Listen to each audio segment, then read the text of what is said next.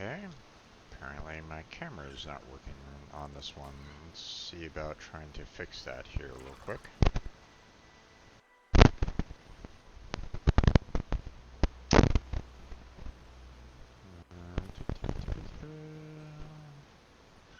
There we go.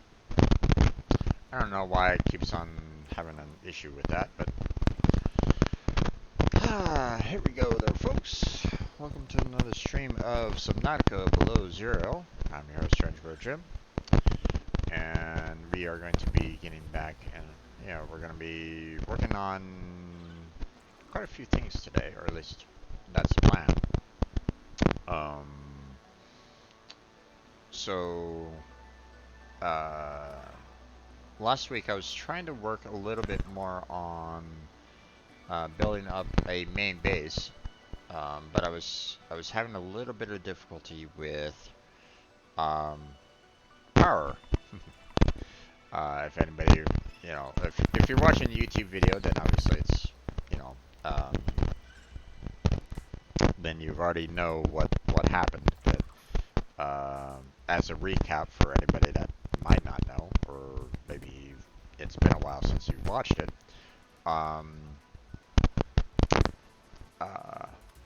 I put thermal plants down, which were, they used to provide a lot of power for base.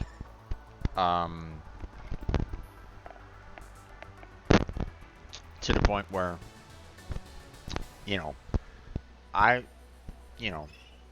in previously, I used to put down 2 thermal power plants, and it powered up everything that I really needed to power, and it was consistent. I didn't have to worry about,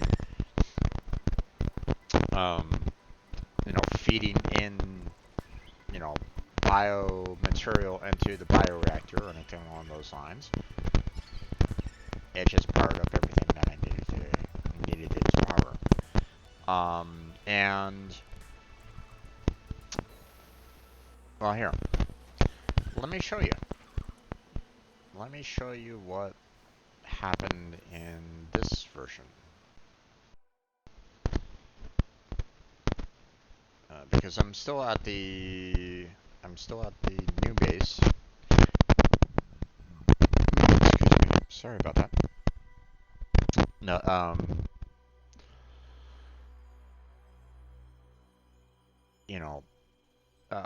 I wanted to start working on building up the new base so that I could,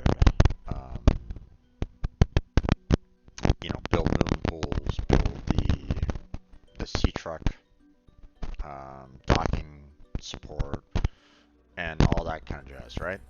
But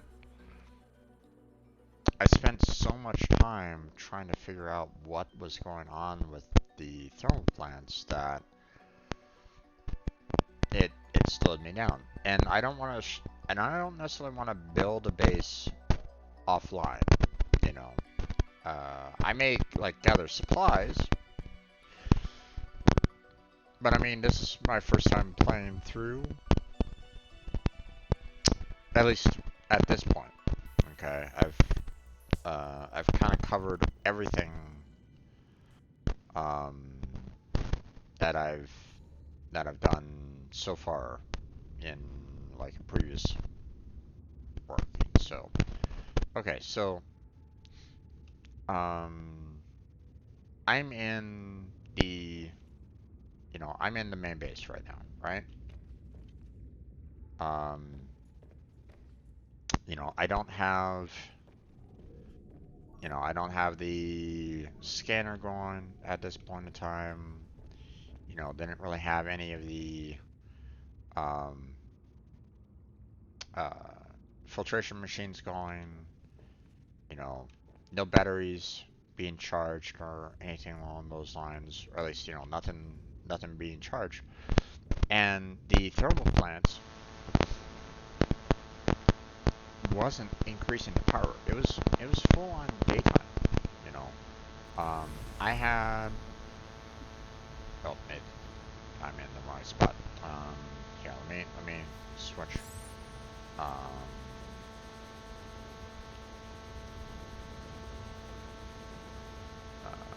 Let me go over to the resource scanner room here.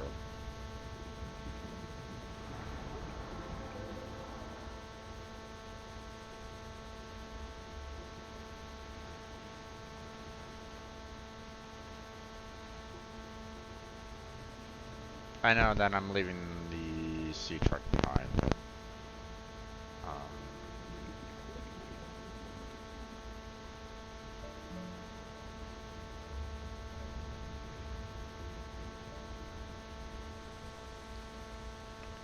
so, you know, I had like one solar power going on in the resource scanner room here. And I knew if I wanted to build it up into a proper, you know, full-on base, that I would need I would need more power. Right? And it's, um, you know, it's far enough down to where the solar power isn't really, you know, isn't really doing much per se. Welcome aboard, Captain. Okay, look at the power right now. 565, 564. It is going down right now. The power supply is going down. Okay. I don't have any batteries going at all right now. Okay. I don't have the scanner room going on at this point in time. You know, I don't have. I mean, I have the bioreactor active right now. Okay.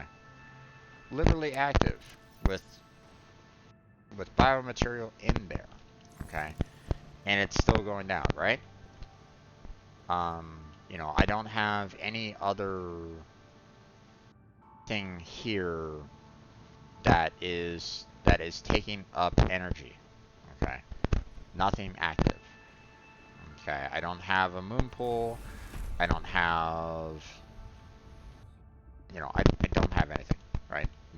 Nothing is turned on. So so nothing should be getting any kind of energy, or nothing should be consuming any kind of energy whatsoever. Okay, and the bioreactor isn't even powering the plant. Okay, now I admit, you know, the solar power, you know, obviously um, uh, isn't generating isn't generating energy because the sun's down, right? It's nighttime. Understandable on that. But I mean, I have a bioreactor going right now, right? Okay. So the only thing that is taking up power right now is lights. It's lights. That's it. That's all that's happening right now in this particular base. And the power is still dropping with the bioreactor active. Okay? Just bear that in mind.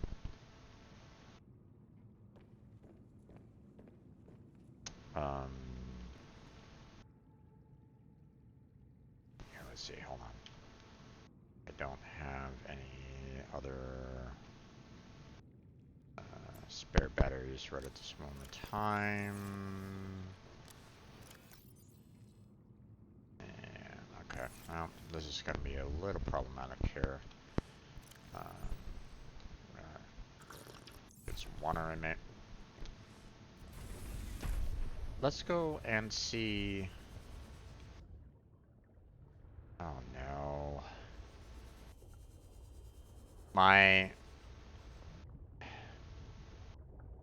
Once again, the power transmitter is not transmitting the power like it used that it was before.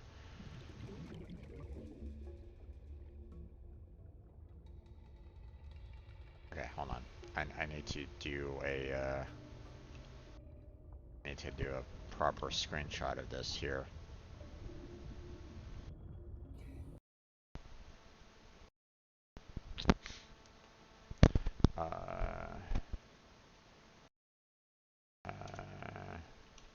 before I shut down the game, the power adapter was powering the base. However,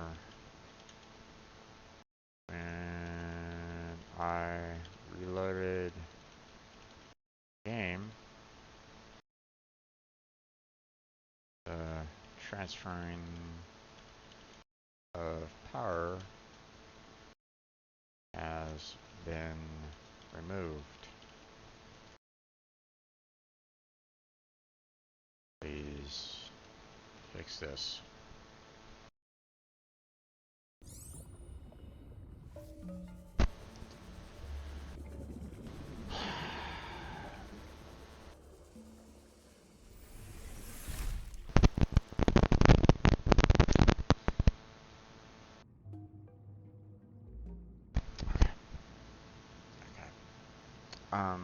Well, apparently the my two thermal plants now isn't even powering the base anymore right at this point in time because it's not even reaching the base. But I want to kind of go and see the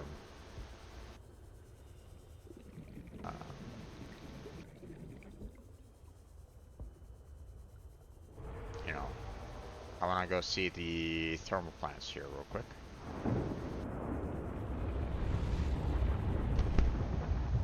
So this is in the, it is getting hit by the exhaust. I put this right down next to the explosion there, and it's getting 29 degrees.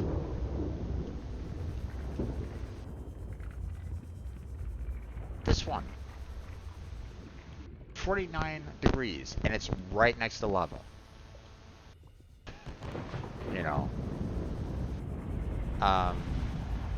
In the first version, those would be green, and in some cases, fully green. Okay. So, the fact that, they were red and orange there is baffling to my mind. Oh, now it's going. Now it's going. Now it connected for some reason. Okay. Game, sure.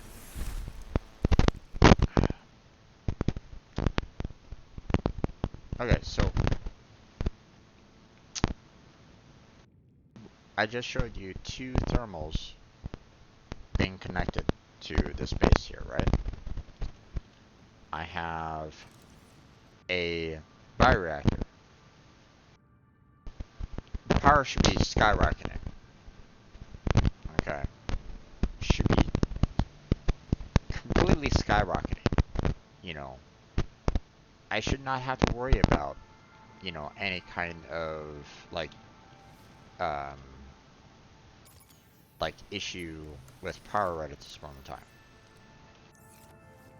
I'm gonna turn everything on right now, or at least I'm gonna try to,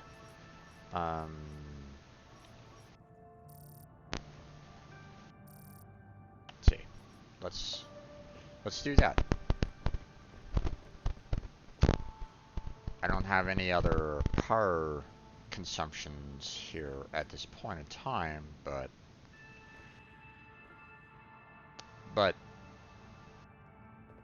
I have essentially about 4 sources of power going to this base right now. It is daytime. I got the solar power, I got the 2 thermal plants, and I got the bioreactor here, and I'm still losing power. All I'm doing is the single charge of a battery and a scanner at this point. That's it. And you're telling me 4 sources of power generation is not able to hold up.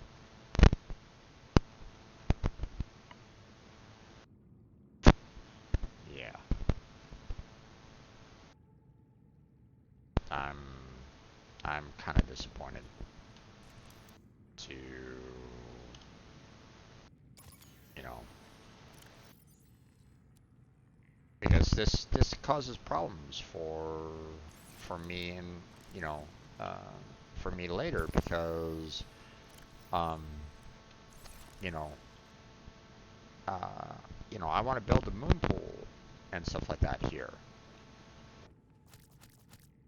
You know, I want to build the, um,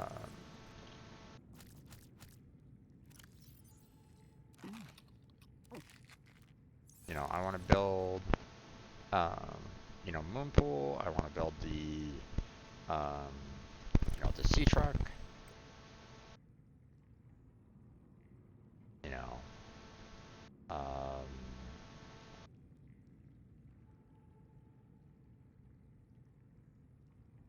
you know, the sea truck dock. I want to build the moon pool or 2 moon pools. You know, I'd want to, you know, see what this control room is all about here. You know, I'd want to basically build a lot of this stuff here at this particular base. But if you know, 4, um, if 3 or 4, um, you know, 2 thermal plants, a bioreactor, and a solar panel can't keep this, you know, can't even keep this place powered right now, then it's going to be screwed when I put those other facilities here.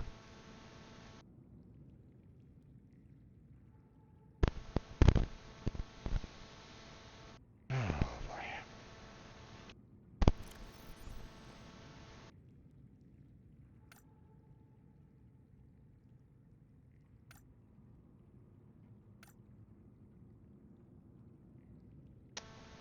Okay.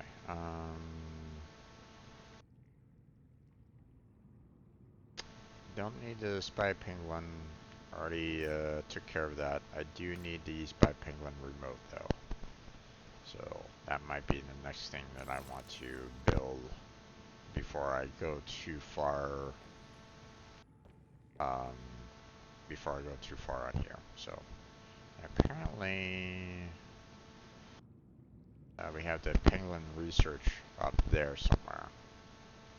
So see, my power's going down right now. This is ridiculous. I should not be having that kind of power issues. You know, that is just absolutely bonkers to me.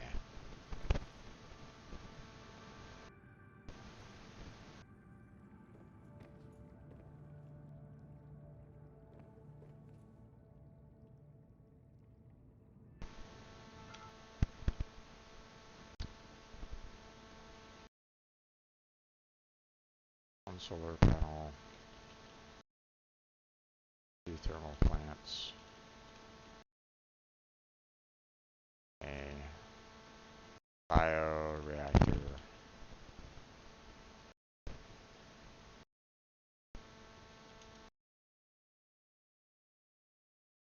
and they aren't able to handle 3 batteries being powered and the scanner room.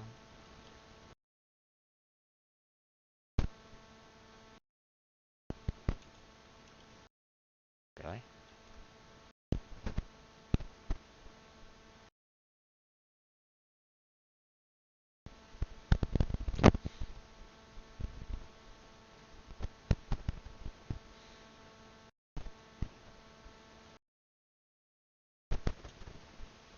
Power continues to go down.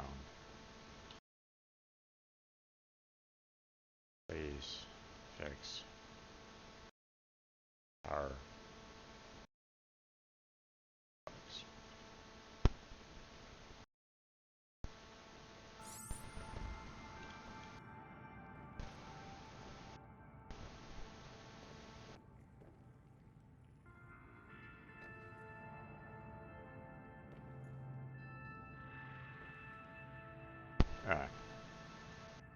Sorry, I'm just kind of like, you know, it's just, it just blows my mind.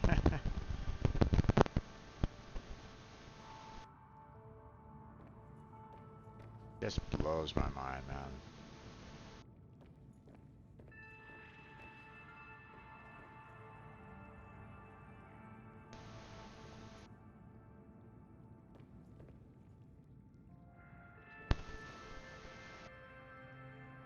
Okay, I don't have any of the, I don't have like any other batteries here right at this moment in time. You know, I filled this up with, you know, titanium the other day, or, you know, what was it, 2 weeks ago now? So, I don't think I put any, I don't think I put any kind of batteries or anything along those lines here at all, so.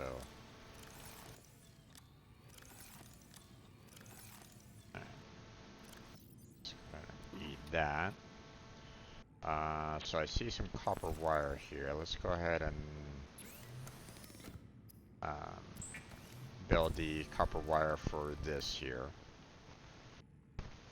We'll go ahead and build the remote.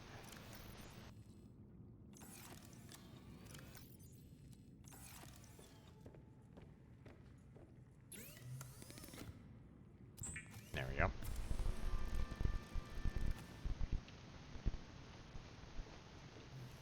Okay. There we go.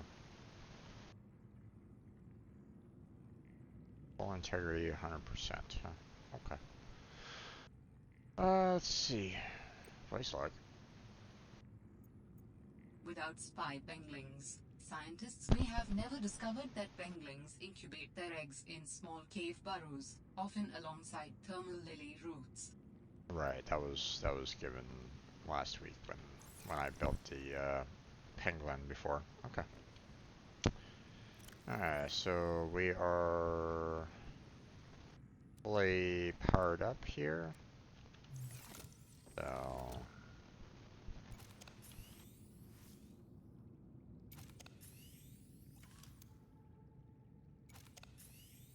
there we go. Okay, let me go ahead and turn off that. Don't need that anymore.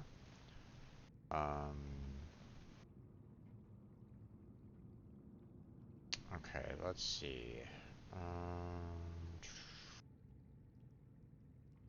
Need a lot of advanced wiring kits, which requires me to have, I mean, the advanced wiring kit is just a wiring kit, which is just 2 silver and a computer chip, which I'd rather have, you know, you know, pin the computer chip because that's easier to kind of see everything that I kind of need there. So, but I'm going to be needing, I mean, I have quite a bit of table core right at this moment in time, but I need 1, 2, 3 different wiring kits. So I need about a total of 6 silver. I have plenty of the table cores. I need more gold, and I need a lot of copper. So, where is? I put some copper in here. So let's go ahead and grab those.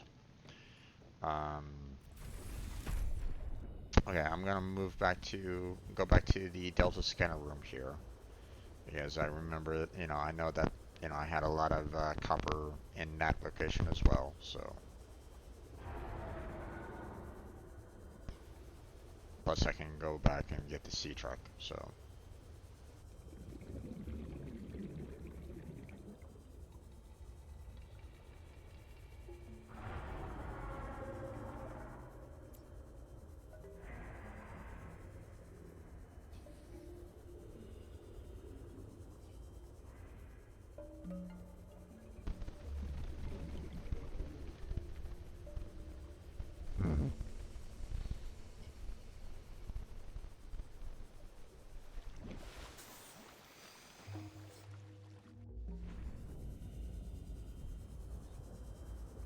I do want to kind of, take care of that penguin research, get it out of my line of sight. So let's go and scan that in real quick.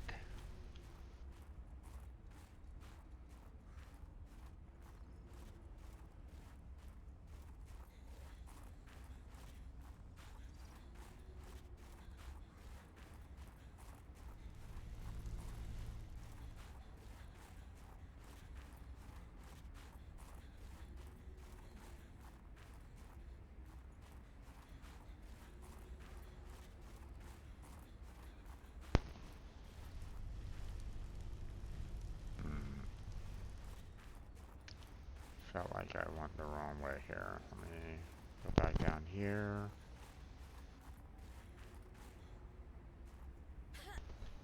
Nope.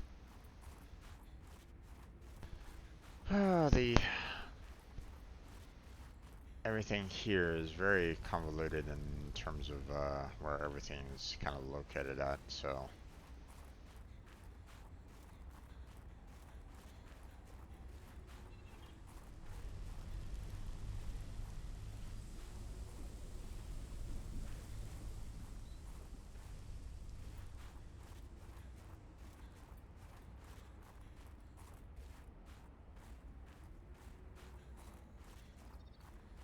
See, it's down below there, so I had to find the way down from here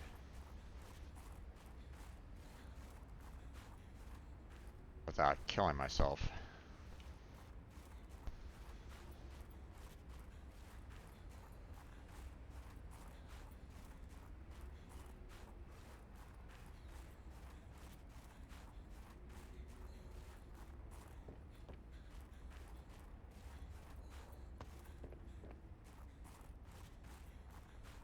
Go.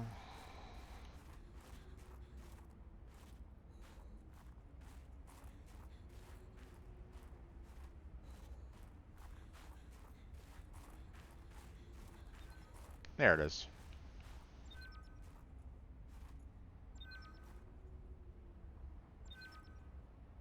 Oh, okay. I thought it was something that, um, I needed to scan. So in other words, hey, this is a place that you might want to, um, you know, try out your,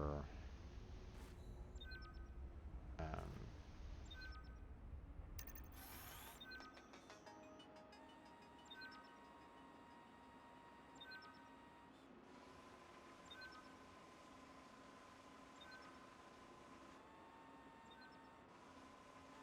I really don't like the, oh jeez. The turn is terrible. Aha, okay. So it has about 4 slots, gotcha. And it doesn't look like there's anything else here at this moment in time.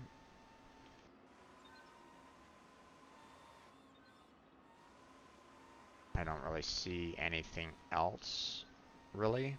So it's like, okay, hey, here's some diamond that you can do with this. The turning is terrible on this. Oh my god.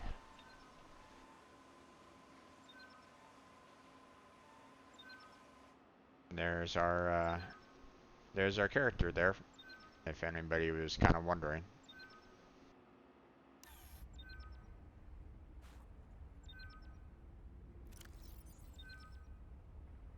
Can I just wait? I can't just pick up the penguin? I have to unload the diamond first before I can pack up the penguin. Okay. Sure. Okay, so penguin research is just basically saying, hey, you can use the penguin here or something like that. Okay, well, yeah, I was thinking that it was something a little bit more involved than that. You know, something that basically said, hey, um, you know, uh,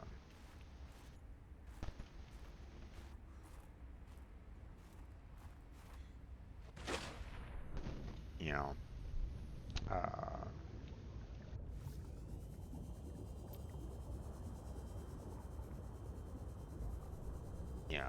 here's some additional parts or something like that that you can do for the penguins or something. So,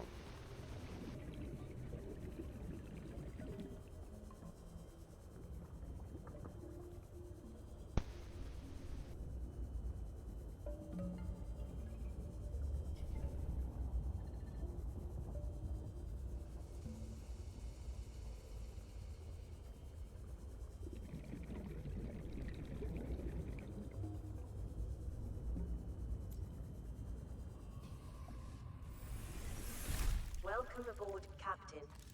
alright. So we have, a lot of batteries over here, so that's like, okay.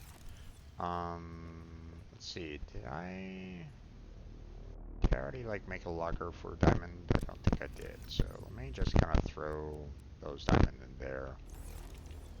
Just kind of call this diamond. Now let's see. I know that I have some more diamond elsewhere.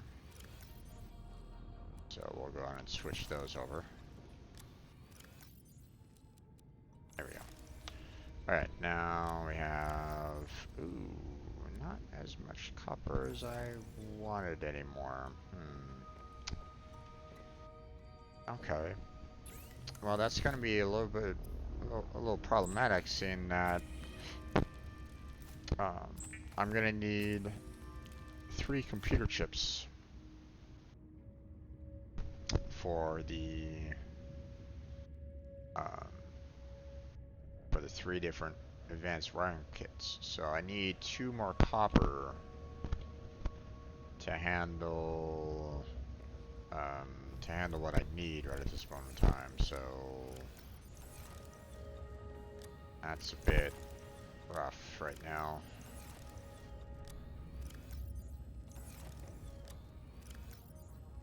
I'll go ahead and bring the gold out there.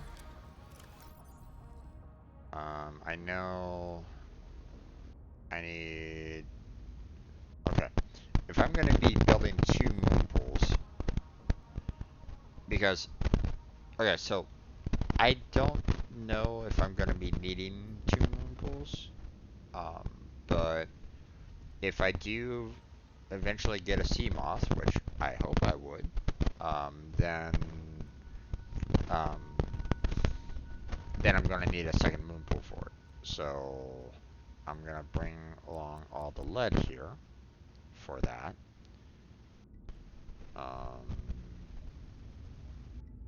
Thankfully, that's all I really need concerning lead, so that's good. Um, let's see. I'm gonna need 2 lubricant for the moon pools. No lubricant there. No lubricant there. So everything else looks good on that end. Let's see. I don't think I need any fiber mesh or silicone rubber at this point. Yeah, don't need to worry about that.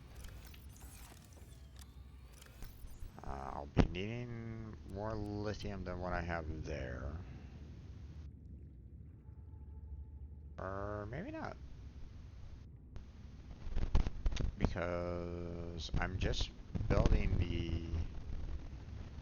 titanium ingots there. So I don't necessarily need, I'm not like building plasteel ingots or anything along those lines. So I only need enough lithium to build a power cell charger. So, so that's good.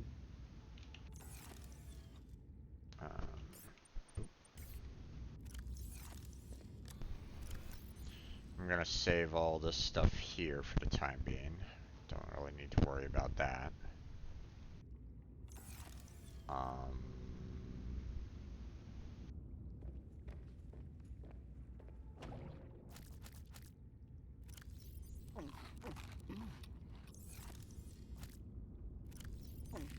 Okay.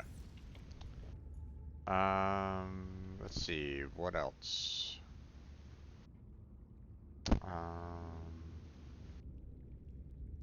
I'm gonna need a lot of quartz, but I don't really have any quartz here at this time.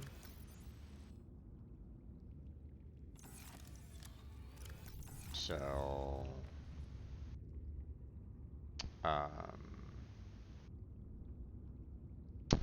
oh, here's another thing that I want and that I'm gonna want to build. I'm gonna want to build the prawn suit. Okay, so I will be needing plasteel ingots, which will require me to get that I'm gonna need some lithium. Okay.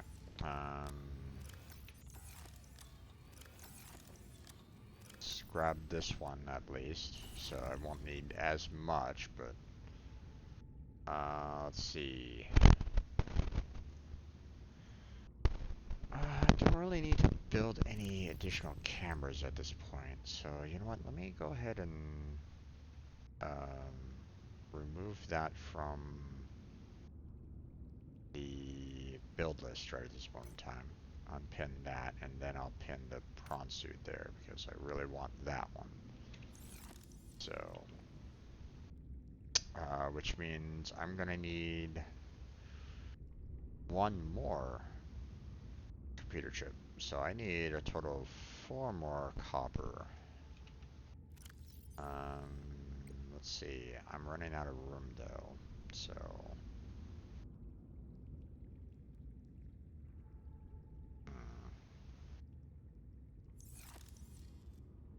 And I don't have any other additional gold.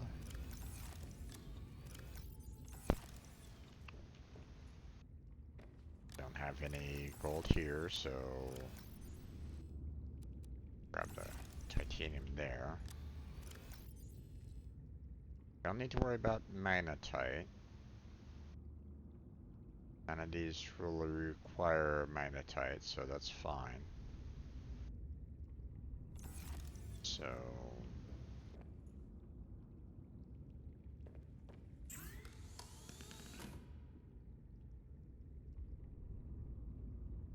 yeah, see the kyanite there, that's typically like way underwater.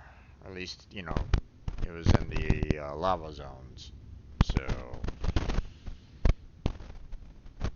haven't even gone down that far, that deep yet. So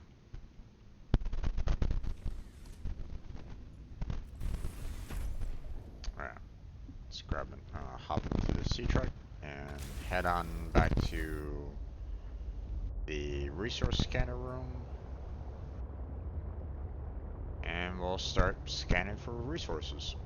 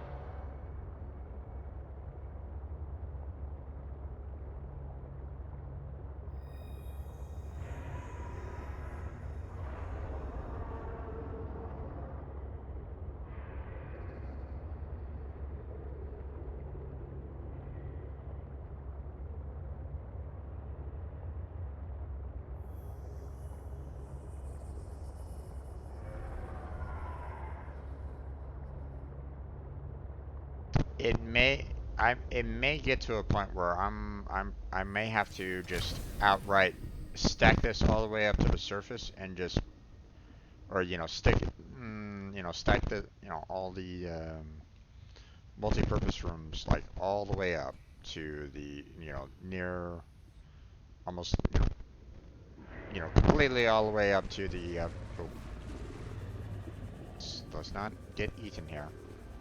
All the way up to the surface, and then build like, power, solar powers, because, I mean, I don't know what else to really say here, because, Welcome aboard, Captain. the power consumption is ridiculous. I'm glad that the peppers here have a um, long consumption there. Okay, so first thing that I want to do is I want to look on trying to get some more copper here. So let's see, copper ore. Um,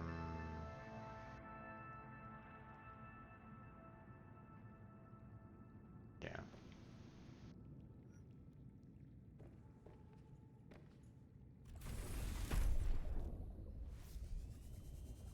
Oh, okay.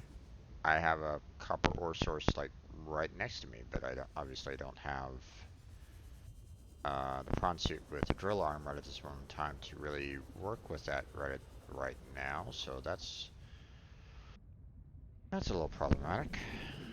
There's a lot of copper ore around here. Okay, I might have to consider building myself a prawn suit here pretty soon. If I have all these large sources here, but no prawn suit with a drill arm to harvest all that.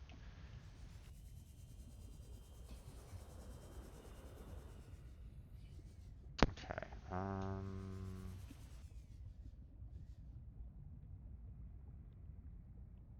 let's see. I need. You know what? We can go ahead and build the moon pools like right now. So, um, don't have a lot of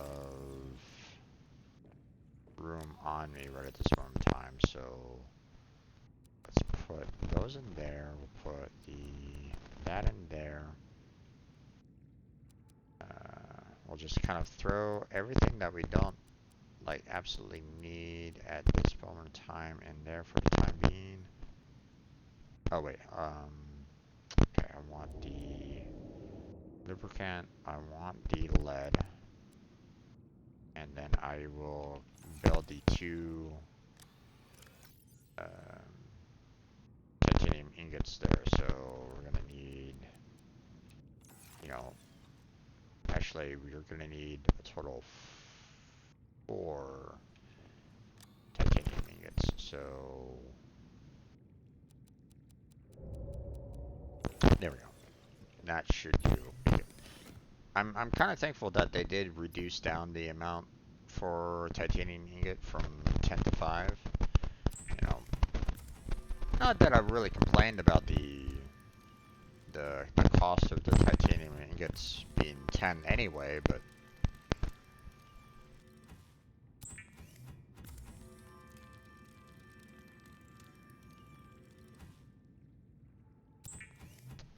okay. Now I should have 2 moon pools here. Yep, there we go. Okay, so next thing I want to do is I want to go ahead and build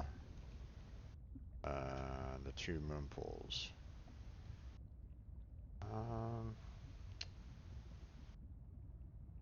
I don't want them to be super high up though, so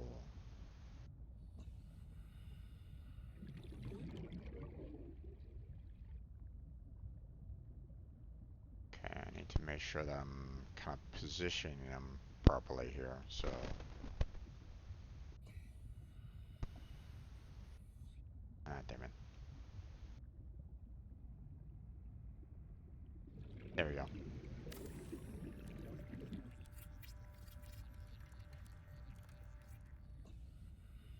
Alright, I have enough, I have enough durability that I don't necessarily need to worry about, you know, oh hey, hull strength is going down a lot here. So, there we go.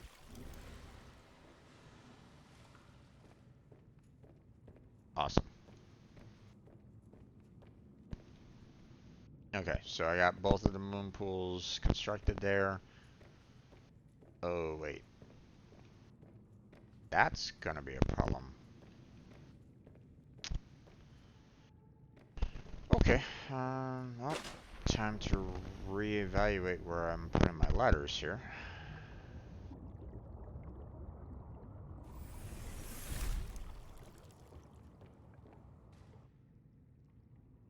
Okay.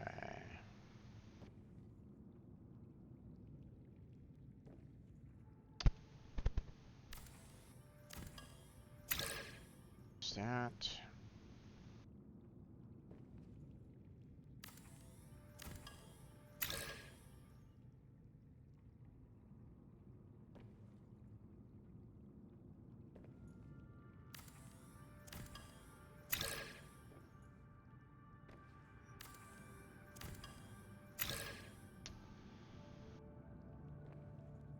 Well, damn.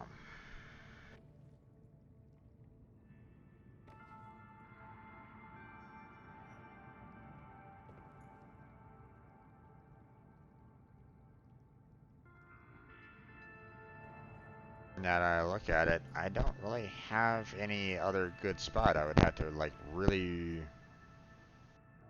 move things around quite a bit. Okay, then I'm gonna need to move those moon pools.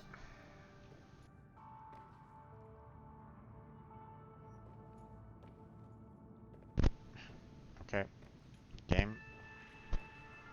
Can you let me build here, please? Hello?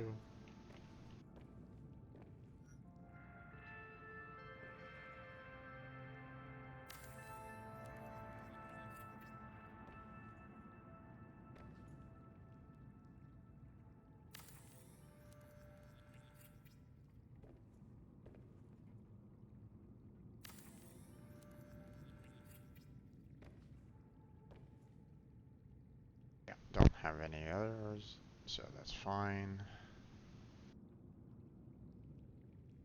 Okay. We're gonna need to reposition the moon pools, so... You know, thankfully I have enough room to kind of handle this, but...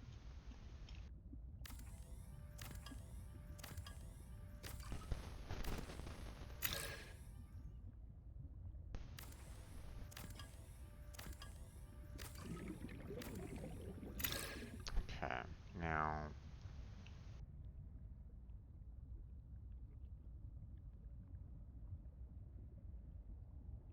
Let's see...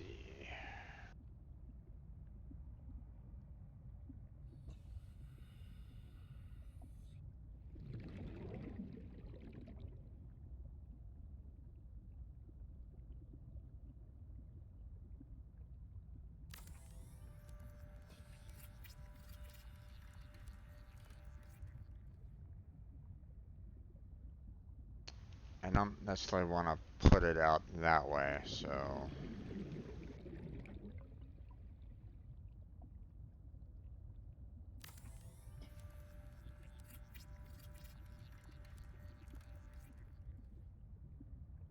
Okay. There's the two moon pools.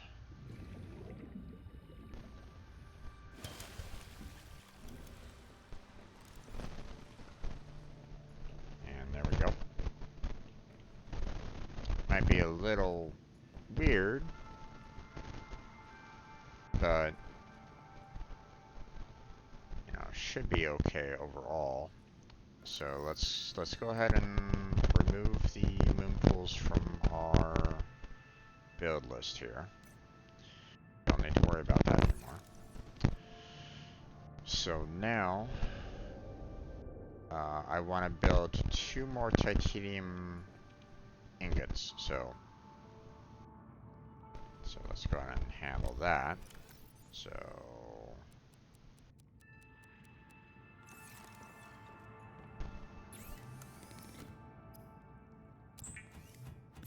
one for the sea truck dock, right there, and another for the prawn suit. For anyone that's kind of curious about that. Okay. Now what I want to do is grab some titanium for the power cell generator, and then 4 more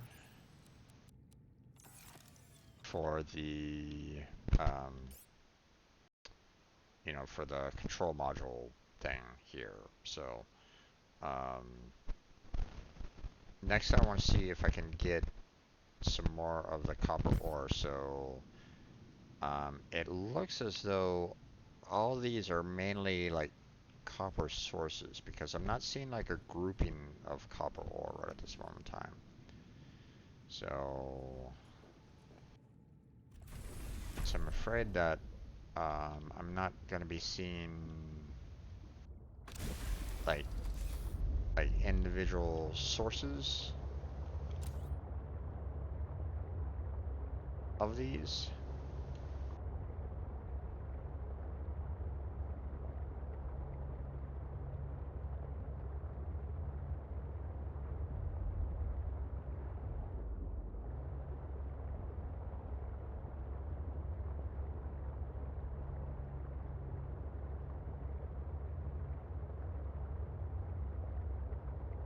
Yeah, see?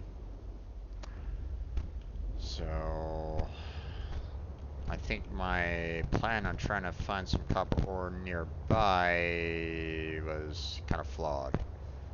At least in the regard of like, hey, you know, here's some small individual coppers that I found, through other means.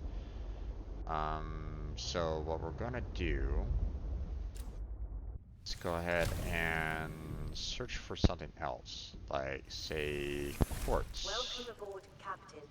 Because I need a lot of glass. So let's cancel that, and let's look for quartz here. And hopefully there will be a lot of quartz nearby. Or lots of individual quartz, I should say.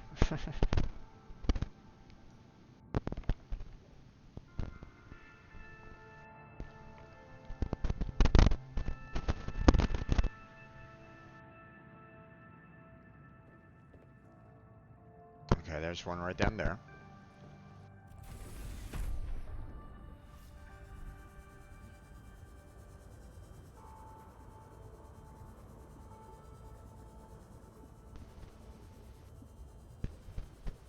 Uh-oh.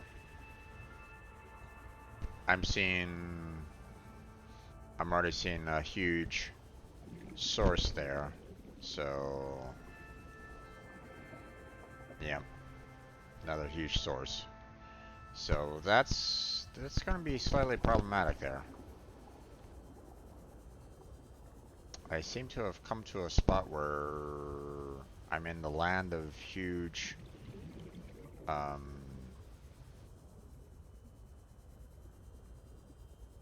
resource sources, which, I mean, is all well and good in that, we'll love to gather them when the time comes.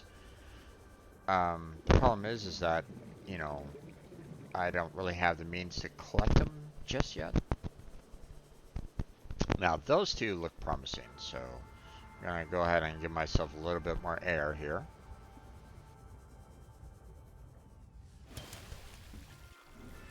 There we go.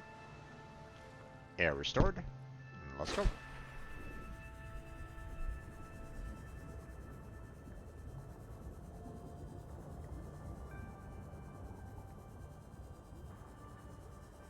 Unless, of course, those are two quartz sources that are like right next to each other that are huge. Yep, that's one. That's two. Damn. Okay. Okay, so... So far, my plan hasn't really been working out very well. I definitely need the prawn suit prior to making the expansion out here. So...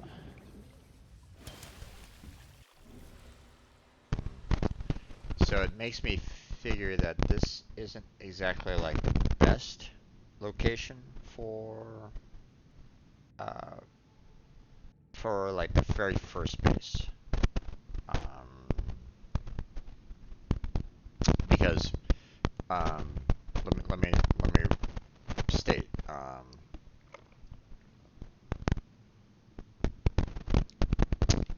When I found like when I found like my perfect first base in the first Subnautica, my scanner room could scan in like all the single resources that I could really want. There wasn't really any like large resources around the area, so uh, so uh, you know, you wouldn't necessarily find um, like the clusters that I'm seeing right now, right? Um, I would just be seeing the individuals. So, um, so while, you know, this is fantastic in that, you know, there's a lot of large sources that I can potentially go to and collect and get a lot of resources from, they're not really that helpful for like the beginning game, because if you don't have the prawn suit already made by this point, then you know this doesn't really help. So that's kind of problematic. I'm assuming that if I do gold, I'm probably also going to have the exact same problem. Um, Seeing that I need um, what, 2 more gold um, to build up what I need. Where did I put it? So I have 2 gold right now, and each gold, you know, builds that computer chip, right? But I need 4 computer chips, so I need 2 more gold.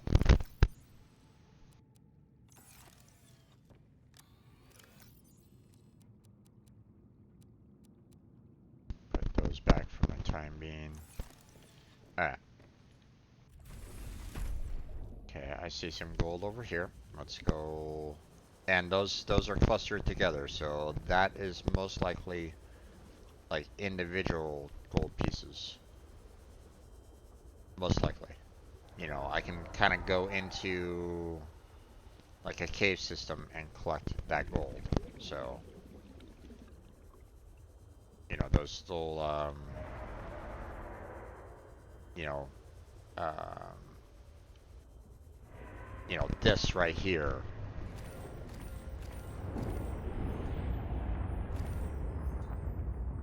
So, that's helpful. Let me go ahead and pick up some more gold here. There we go. And get the heck out of here before just in case I, you know, get hit with some heat. There. That should be good enough. I mean, obviously, you know, it's more than enough for my needs, or my immediate needs, but obviously, you know, I may need more in the future, so... but we're gonna hop in the sea truck, go back to the other location, and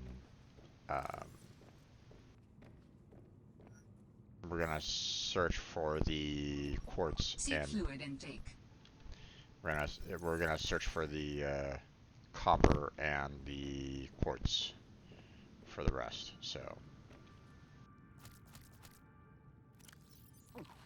Vital signs stabilizing. there we go. There we go. Okay. Let's see. Put the gold back in there for the time being.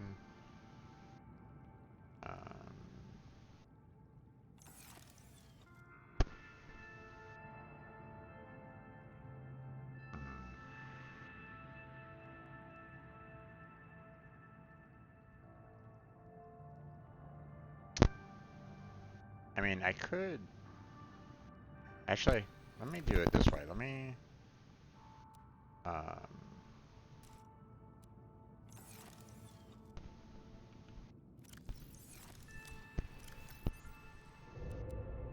let me build the power cell charger here. You know, get that built up. Because that's... Oh wait, I don't have the silver. What am I doing?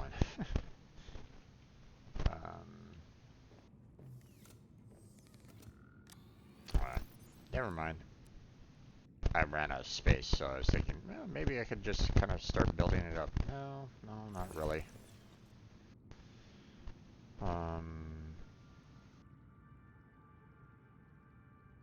Okay, let's see. Yep, okay.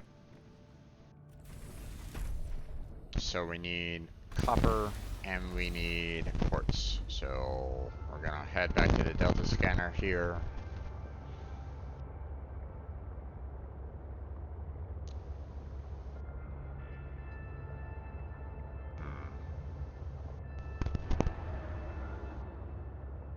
So once again, I'm kind of hit with the dilemma here that, you know, the Delta scanner didn't find all the necessary resources that I wanted. So I didn't consider that a good, like, home base for the time being, right? Because it wasn't finding all the necessary resources that I was looking for.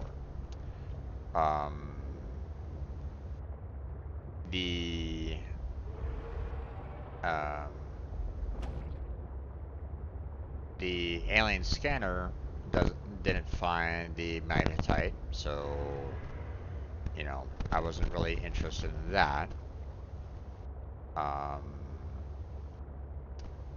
The pad scanner there was deep and was in an area with a lot of dangerous creatures, so I didn't feel that that is a viable, you know, good first home base, right? Welcome aboard, Captain. So the only other spot that I built so far has been another station marker right there. And while, you know, I was finding the magnetite there, I'm worried that it might... Well, I mean, it was still able to find some of the other resources as well, so I keep on coming back to that one and thinking that that one's a good, solid location.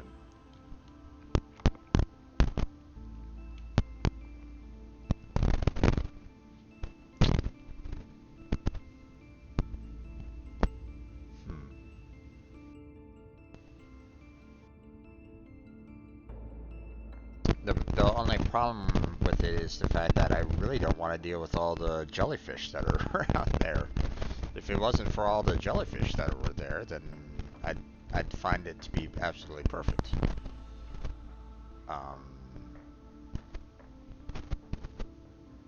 Because then I can just kind of build what I want without any kind of troubles on dealing with the jellyfish that might get in the way of any constructions that I might do, or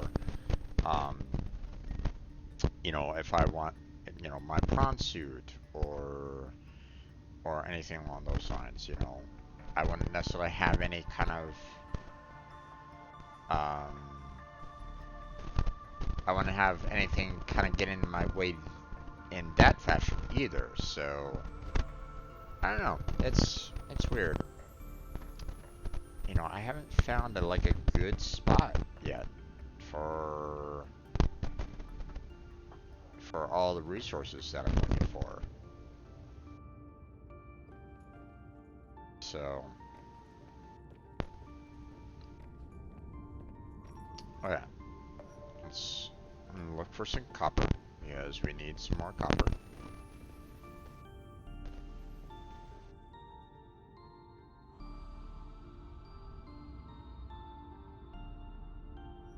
I'm gonna wait a little bit here because I mean I see the one copper down there, and I know that it's you know, deep underwater. You know,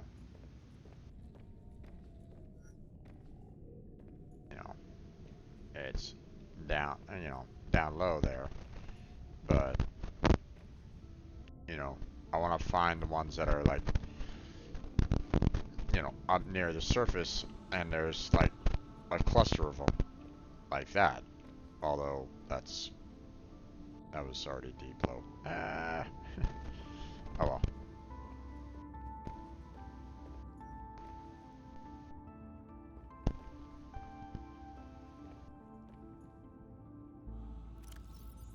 Hmm.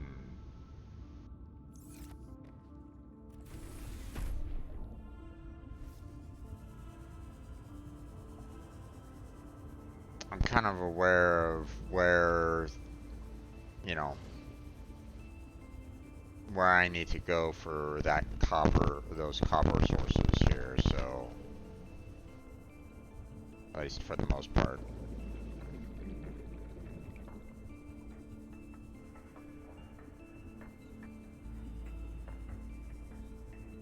At least I think. Or no, wait. Those are up here somewhere.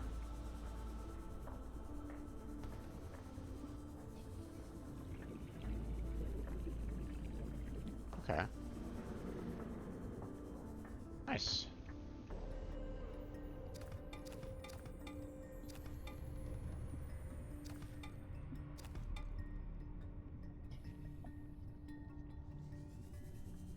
I need a lot of copper ore, so I'm just gonna keep on collecting all this until I'm completely full.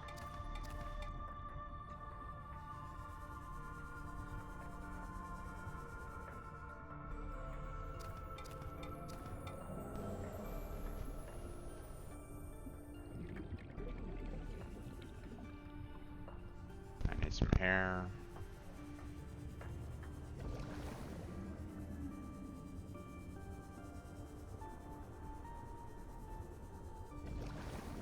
There we go.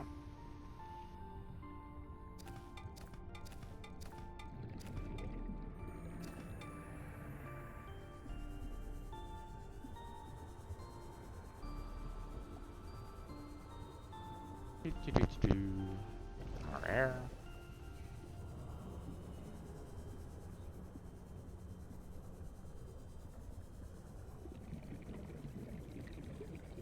See, I'm liking, I'm really liking these kind of veins here. I mean, this makes gathering up resources really nice. So,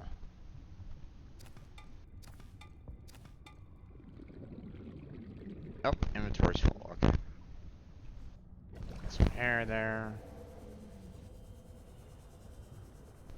and head back up to the Delta scanner.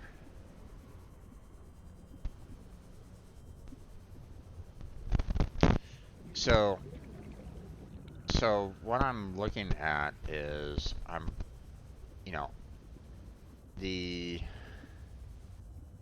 I mean, this particular location here, the Delta scanner is, you know, pretty decent when it comes to like the very beginning resources that I need, right? You know, the copper, you know, gold, and so on and so forth. Okay, I'm gonna go on and turn off the scanner for copper right at this moment in time, and we're gonna switch it over to quartz.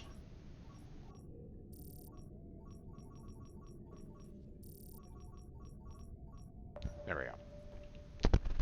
I'm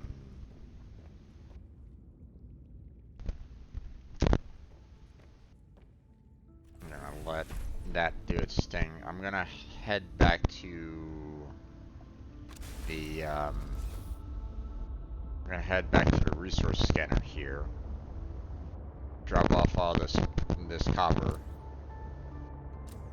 and then I'll come on back and gather up the quartz. I'm gonna free up my inventory.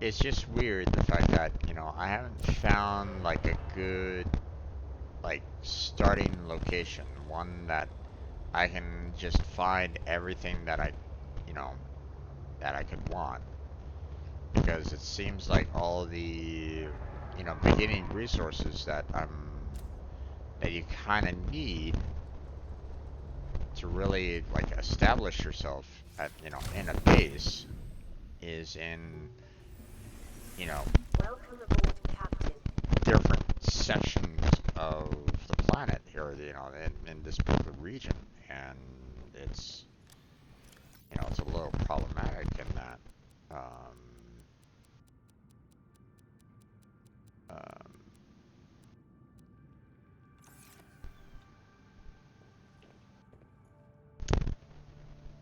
you know, like this facility, you know, seems like it might be pretty decent because it's, you know, you have a lot of deep water here. Might be like a good kind of like maybe central location, one would think, here a little bit, right? But, you know, the resources around it isn't really that built for this. This is more like a mid-game base, if anything, right?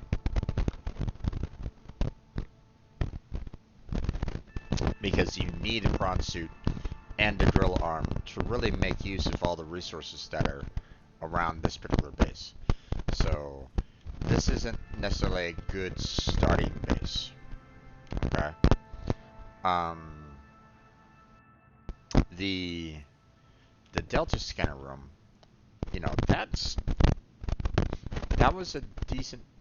That's potentially a decent place because, I mean, you're still finding a lot of, you know, if you're finding silver, you're finding quartz, you're finding titanium. There's a lot of fragments around that particular area that you can scan in. So I mean, it's decent. There's still a few like, um, you know, enemies around it, so you have to kind of watch yourself a little bit. Um, but you know, to transition from like the beginning area to the to like the mid game, you're gonna need that magnetite, and Delta Scanner just did not supply on that. So um, so it you know, it wasn't the best. It, you know, didn't really do what it needed to do. Um, so you know, I can't necessarily say that that's a good starting location either. you know, the alien scanner and the pet scanner didn't find any magnetite either. You know, it was the another station that, you know, eventually did. Um,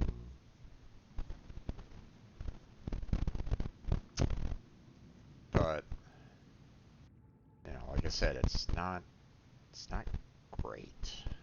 It's not fantastic. Like the spot that I have in like the first game. I mean, the only thing that you really need to worry about are the sand sharks, and you can like easily avoid those guys. By that point, you have the sea moth, or at least you know you should be fairly close to building the sea moth. And the place that I normally built was within range of getting the magnetite, um, so you have that as well. So it's like, you know, but yeah. Okay. Let's see. I put the copper away, and then let's go ahead and head on back and get that quartz, shall we? The map should be, you know, once I get in range, the screen should like be like full on bright of like just quartz. So be prepared for that.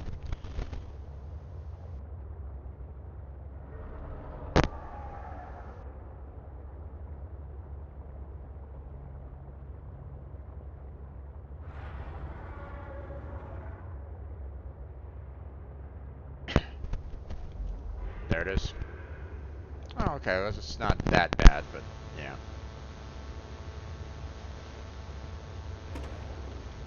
Not nearly as bad as the fragments. The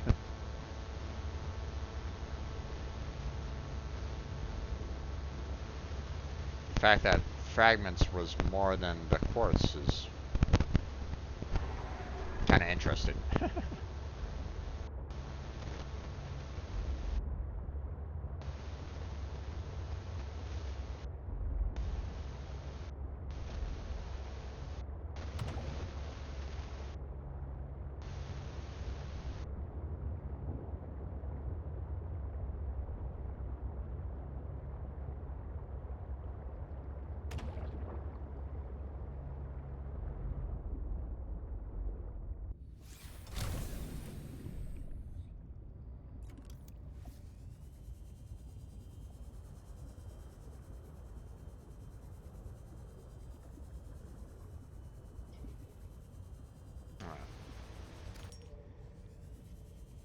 Time to go gathering some quartz.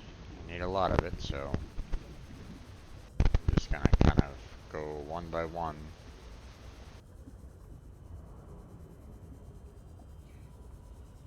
I'm gonna fill up my entire inventory if I can. Okay. Okay, game. You're not giving me a chance to get down to that quartz there, so that sucks.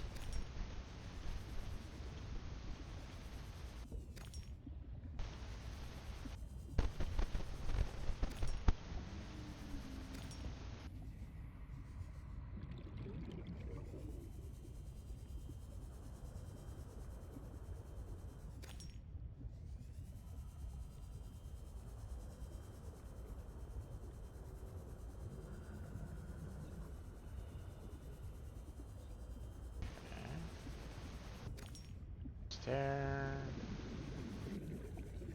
Stair.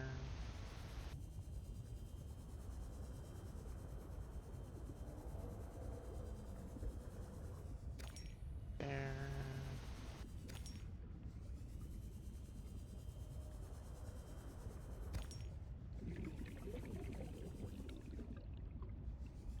Go to the surface real quick, get some more air.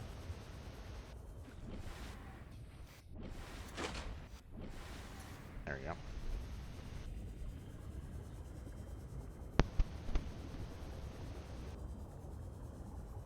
Okay. Quartz. Quartz.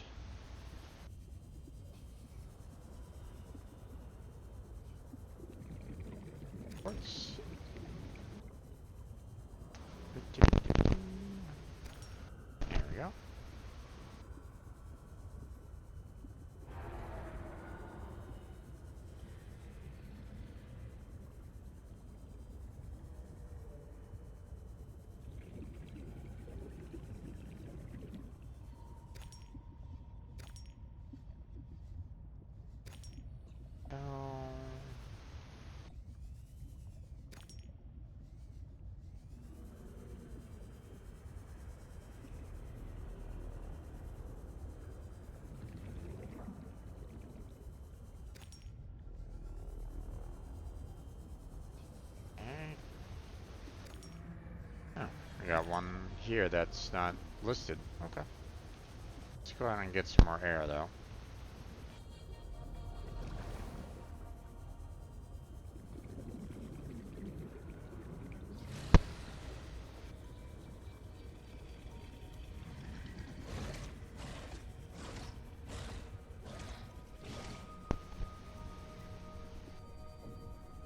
I'm so thankful that the sea glide is faster than the fish. I appreciate that.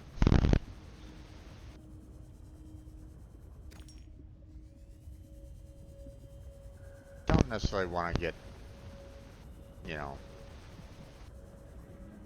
bitten.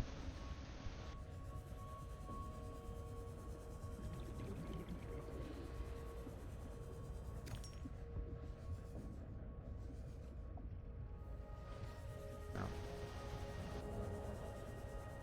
Alright, you know what? Let's go up to the surface and get some air. Warning. 30 seconds of oxygen remaining. Yeah, and we're good. Okay, ports.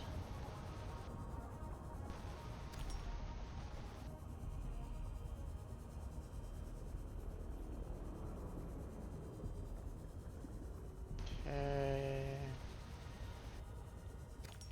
There.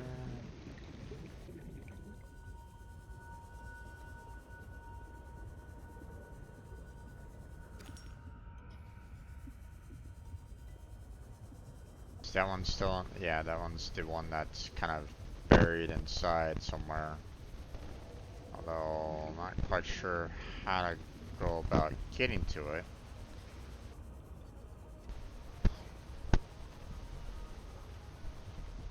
Oh, inventory's full. Okay. We got enough then.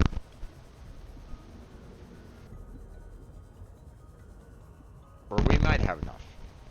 I have to make a lot of glass, so I mean 4 glass for the sea truck, 1 glass for the control, and then I believe another glass for the prawn suits. And I need enameled glass, but I don't know exactly how much glass for enameled, so Welcome aboard, Captain. let's go ahead and just start making them right now. 1, 2, 3, 4, 5. Okay, and I need 1 more for the enamel glass. So that's 6. Okay, so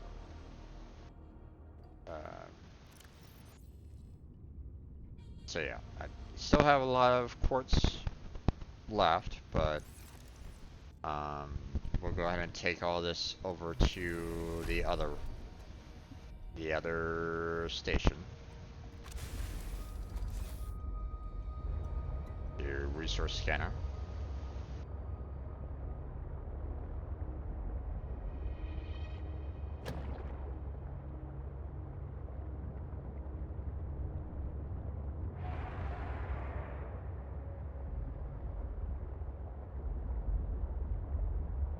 Seek fluid intake. Okay. I'll get that from the resource scanner, so no worries on that.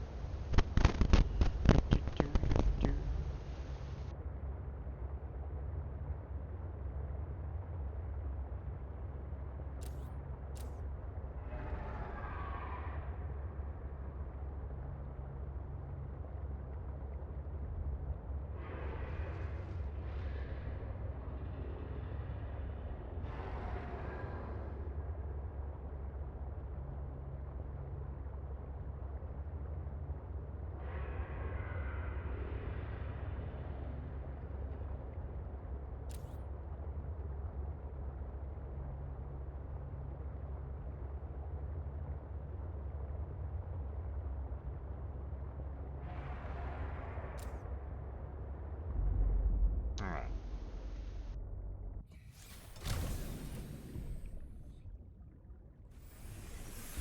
Welcome aboard, Captain. Okay, now that I have all the quartz here, I'll put all that in here. Or all the remaining quartz, I should say, in there. And then we're gonna put the glass in oh, maybe not there. Put the glass in here. There we go.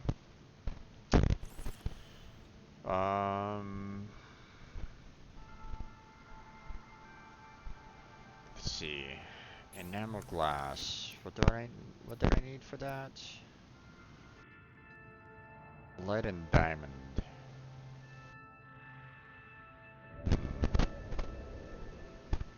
I don't think I had a spare lead anywhere.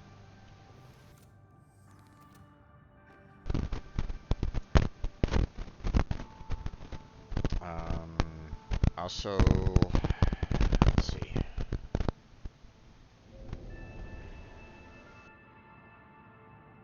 I need a lot of silver too. Okay, hold on. I need to drink.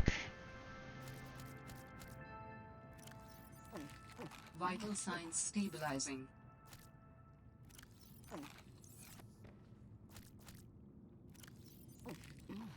There we go.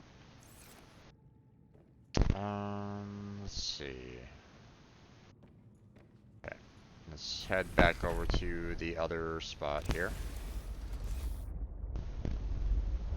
Back to the Delta scanner. And we're gonna scan in for silver.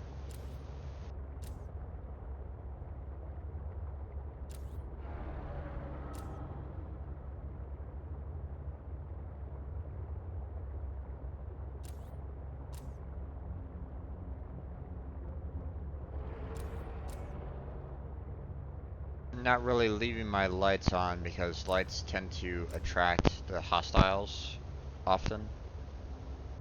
So I'm just doing it so that I can kind of get a idea as to where, you know, I need to kind of be.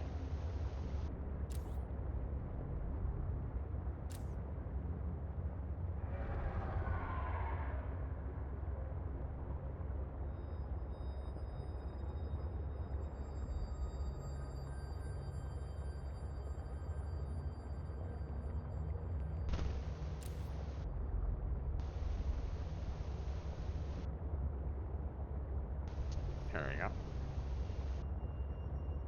Okay, time for me to turn off the quartz scanner. I don't really need that anymore. But as you can see, there's a lot of quartz, or at least individual quartz in this area. Hence the reason why, you know, this spot isn't bad, just isn't great either. So, now let's see. I don't think there's any, like, oh, there is. It is saying that it's finding silver ore, natural. So, and I need, what about at least 6 silver, so, uh,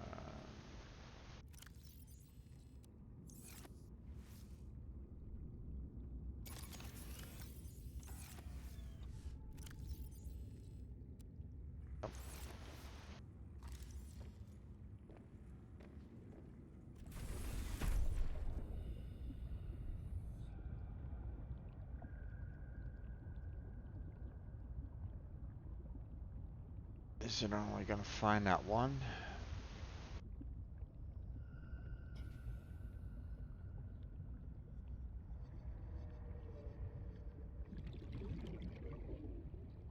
Probably. I might have to just switch over to the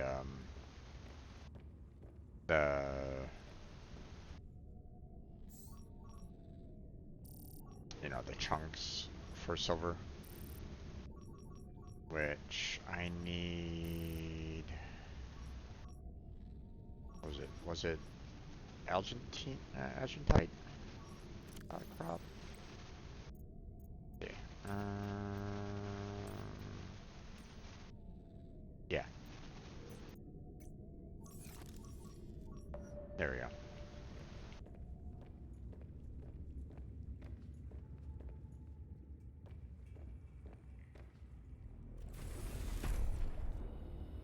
Also, I'm gonna need to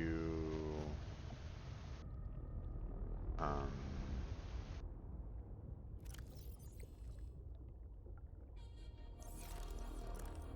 I'm also gonna need to get an outcrop for the lead, so I can get an additional lead as well. So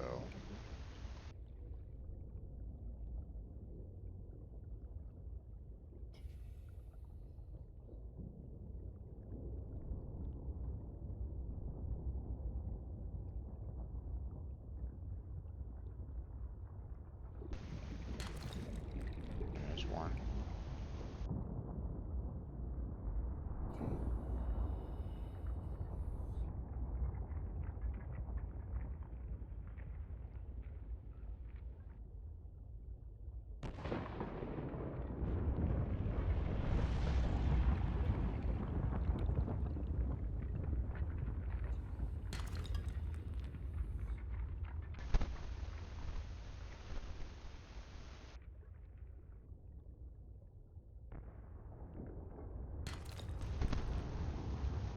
There's two.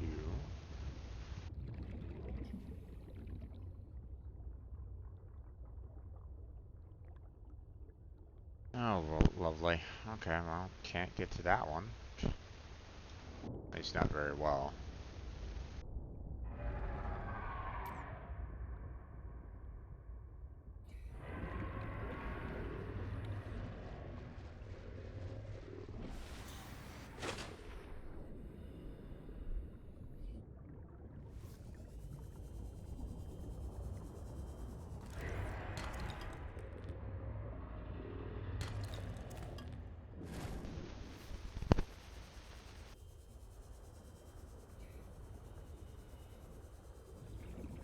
That was like right next to me, it felt like.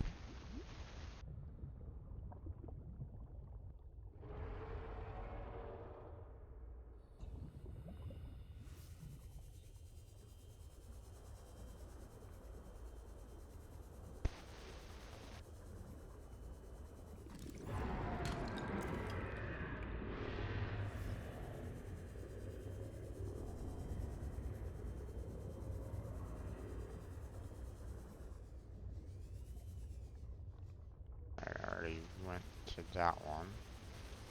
I tried to grab that one. Nope.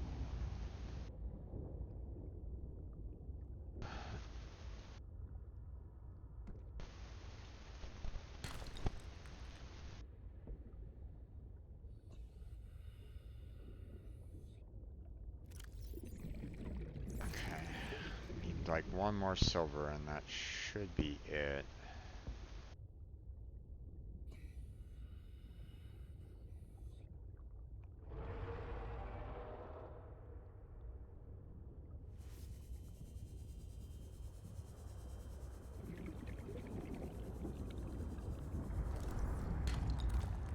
There we go.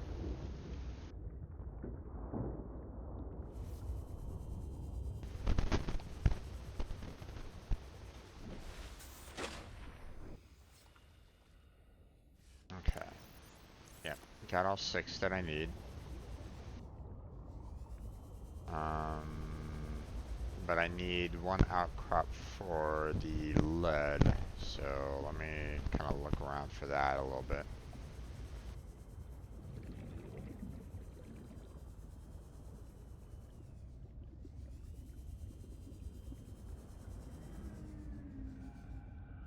It's funny, I was finding the outcrops for the lead like all over the place before, but now that I'm kind of looking for it, I can't find any.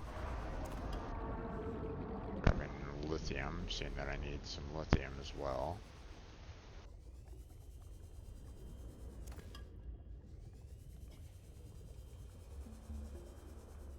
You know, finding the limestone, but I don't necessarily need that right at this point.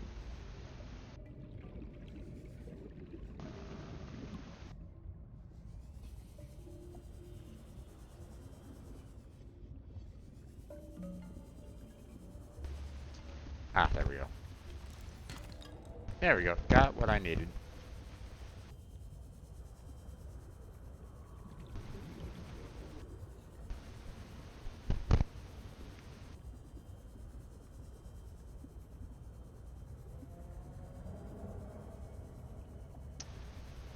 Okay, I think I have everything to. Oh, hold on. Let me turn off my scanner room before the entire field of view gets full of all the outcrops right at the moment. Turn that off.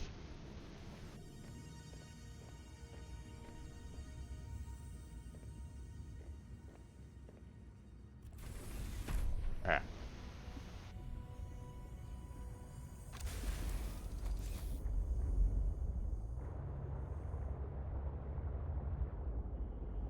Oh wait, hold on. Before I get too far though, yeah, let me get 2 batteries and a silicone rubber for the power cell here. So almost forgot about that. Power cell for the prawn suit.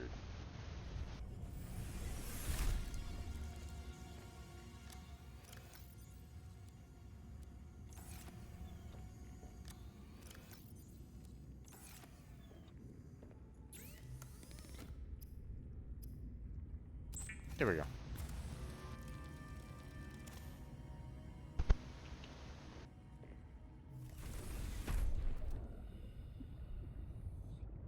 Okay, now I should be able to build pretty much everything that I want.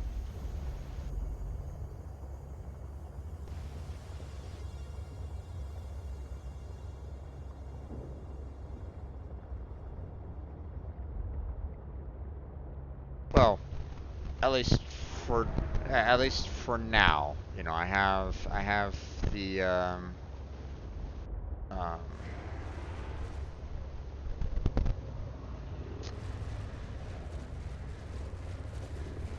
gonna get bits in here pretty soon.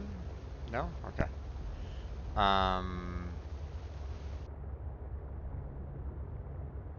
I should have all the resources enough to build this command center thing, whatever it is. The sea truck dock. Whatever, however I need to, work with that and build the prawn suit itself. Now, there's still a lot for me to still do. Okay, obviously I'm not nearly as done as I kind of want to be, but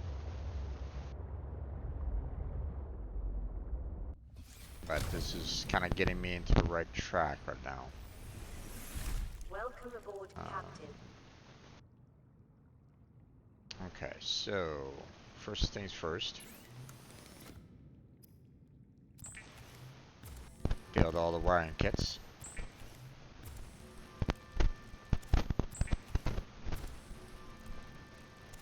Okay. Then we're gonna grab all the glass. Okay, we are going to grab our 2 titanium ingots, one for the sea truck,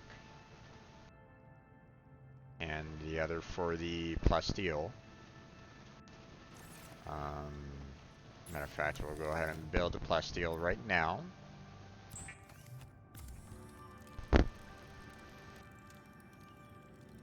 There we go. Now, enamel glass, I need... Oh, damn it. I forgot to grab the diamond. I don't think I have any diamond here with me. is the majority of everything here is just like titanium for the most part, so...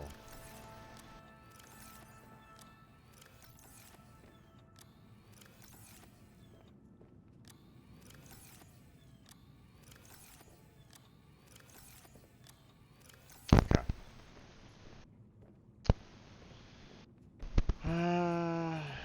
And now I'm kind of wishing that my little penguin could be picked up with everything kind of inside of it, but whatever.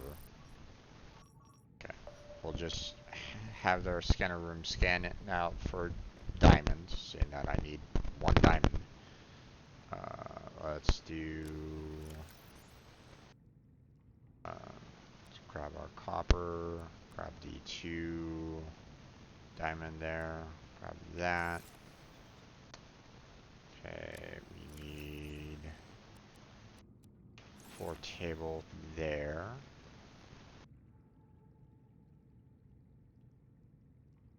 Because we need 3 additional computer chips. So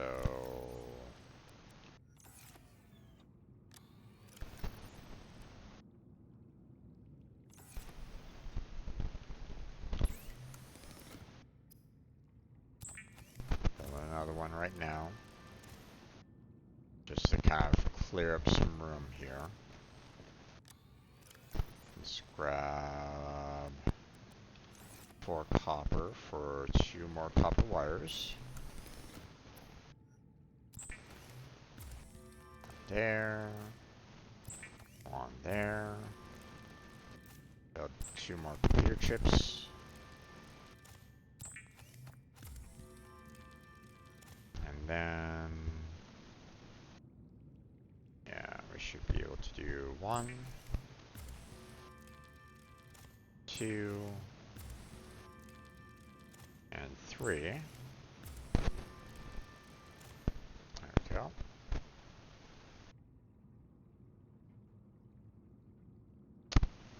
Let's see. Let's grab 1 lithium and we'll go ahead and build the power cell. So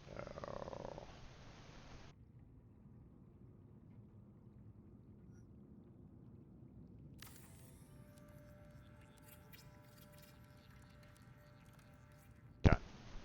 Okay, so we don't need the power cell anymore.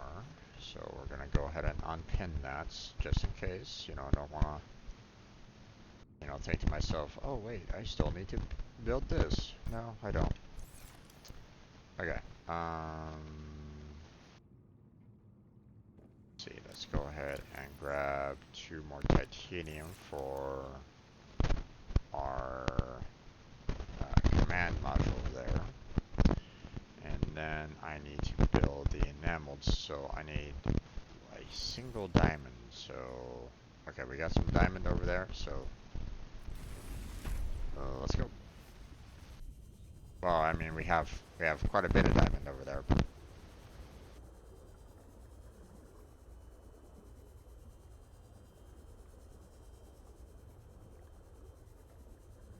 We have multiple sets, so I could try to grab as much as I can.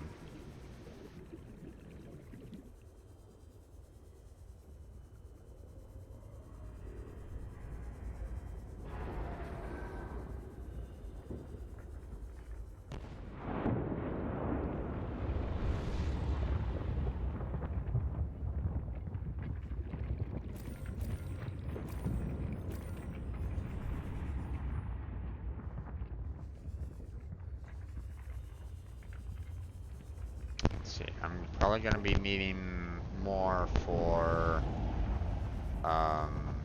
the drill bit too, so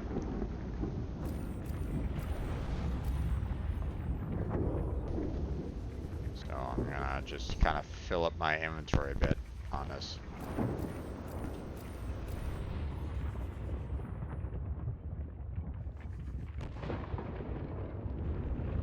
Inventory's full. Okay, let's go.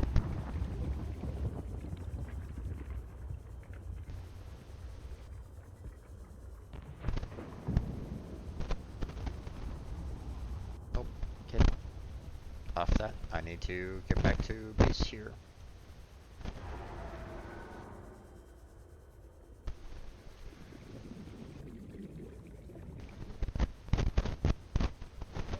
Warning. 30 seconds of oxygen remaining. No worries, I'll be able to get back to base before that.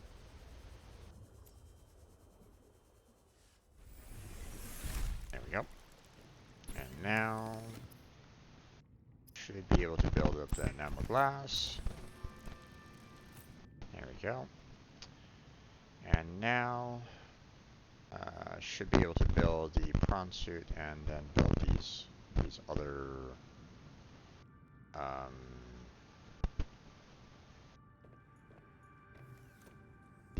rooms, you know. So let's go ahead and stop the diamond scan. Don't really need that going right at the moment. Let's go ahead and let's see.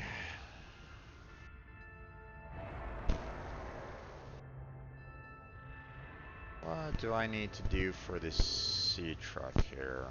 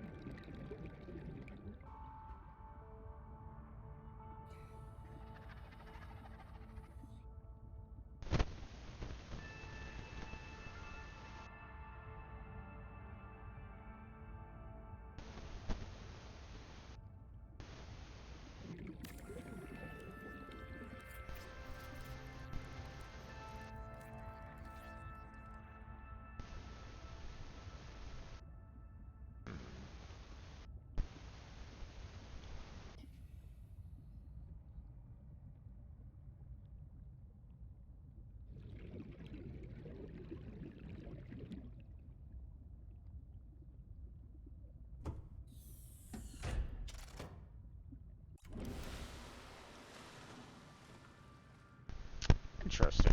Okay.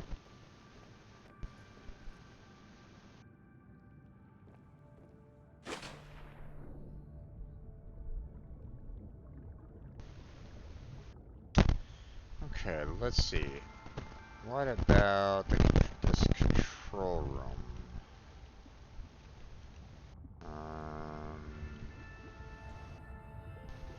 Okay. Yeah, looks like I can't connect it there.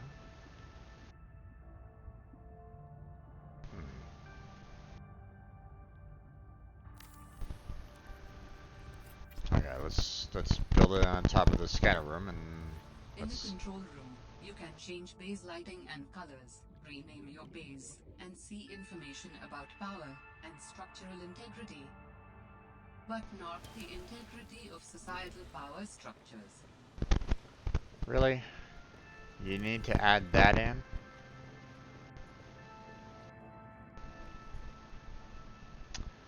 Okay, interesting. Gives you the time.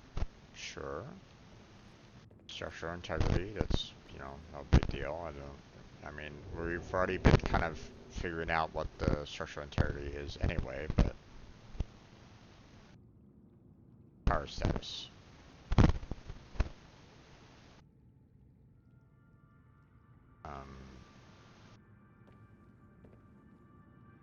Shouldn't our...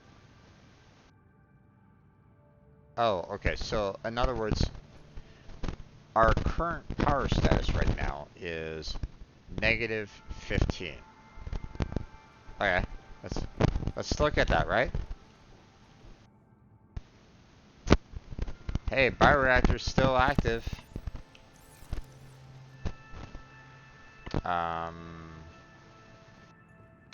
You know, it's nighttime, so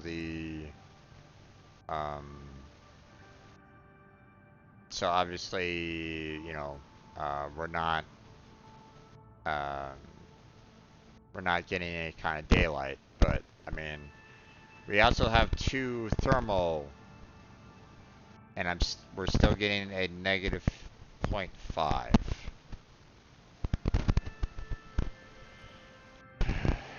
Okay.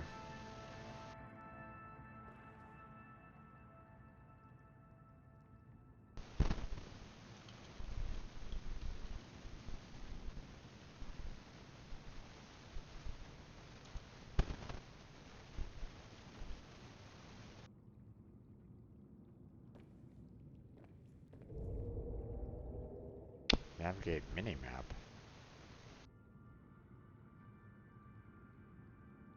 Uh-huh. Interesting. Disable section? What do you mean disable section? What the hell are you talking about disable section? That doesn't really make any sense there.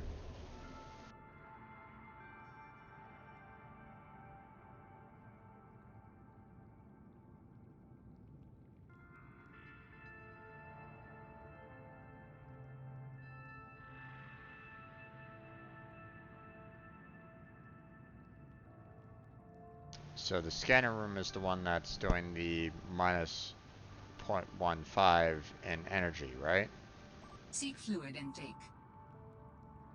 But, I mean, I have rooms here that are supposed to be giving me a lot of power. You know, such as the second floor there, right?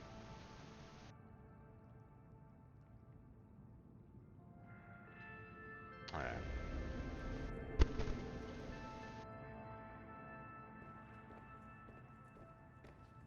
You know, we have the second, well, not remember. We have the second floor here that's should be providing power. Apparently it's not, because it's not having a positive power output. At least not according to the mini map here. Okay. This is a little wonky here.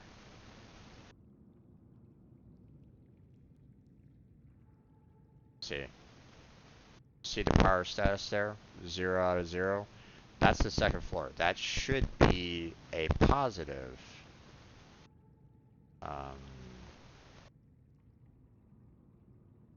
You know, that should be a positive power status because the bioreactor is inside there.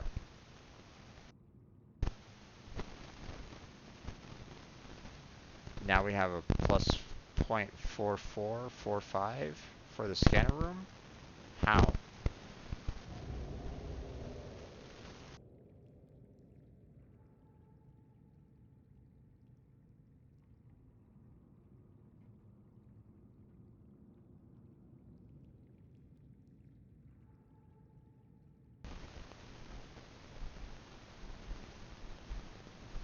Now I can't seem to get.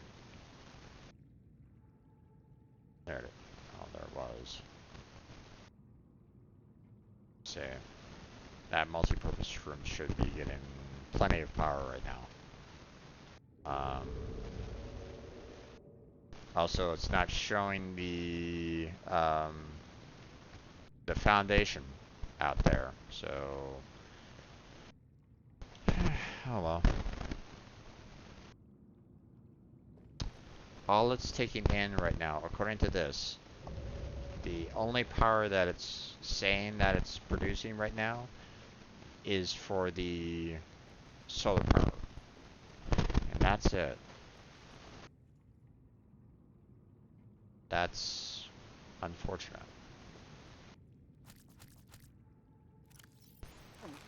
Vital signs stabilizing.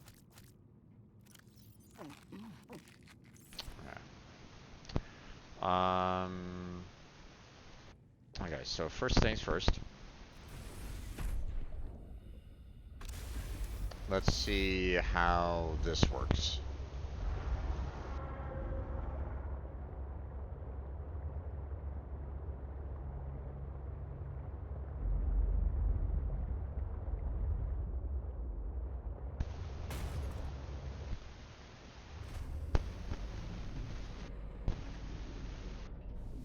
Welcome aboard, Captain.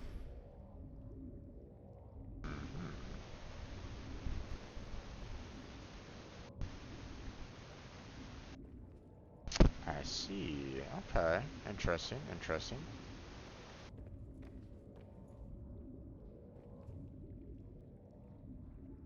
And I'm assuming, out here is where the other, um, like the C-Truck fabricator module, the C-Truck storage module is available So,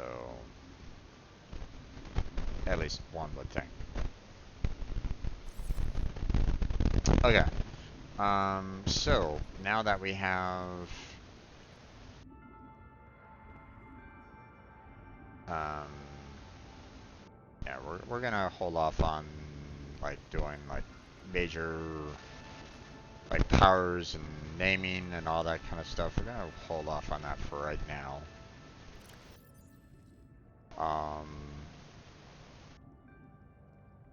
We don't need to worry about the control room or sea truck dock at this point.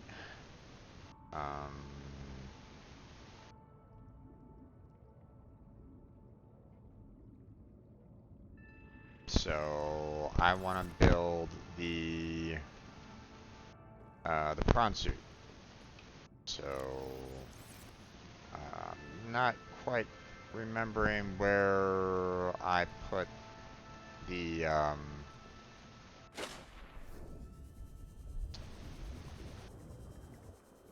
you know, where I put the builder. You know, did I move it? Did I have it still over by the Delta scanner? Not sure. Let me go back there and see.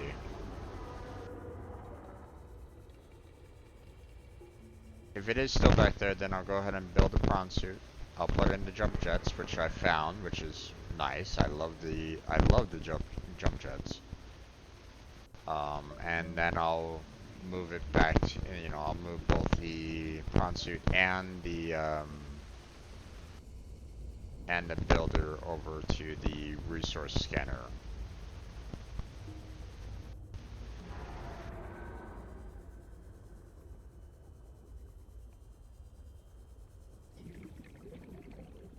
And then I'll look into building the arm for it, the drill arm.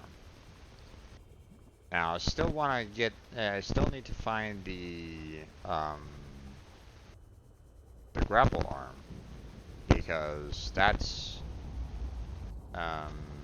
kind of necessary for travel with the prawn suit, but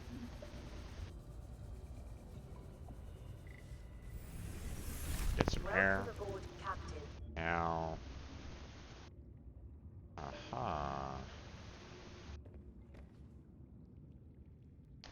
okay. So it gives, so the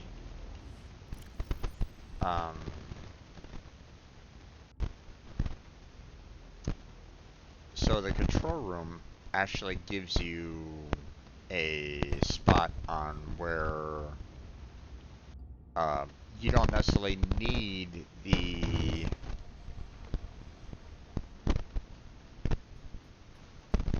beacon. It's good to know. I like that. Plus you can name your base, which is also good. I like that. So, okay, right. Yep, it's still here. Okay, so we're gonna go on up here.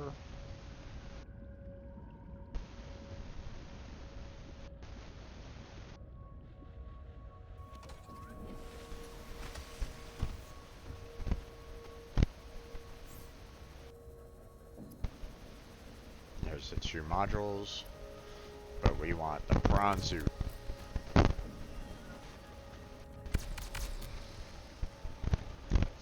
Yeah, baby.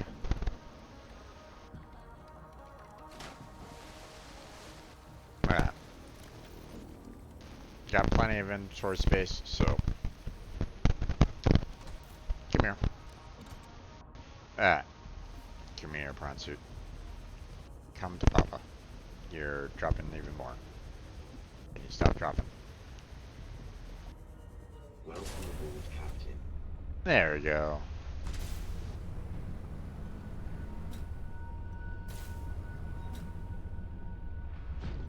Alright.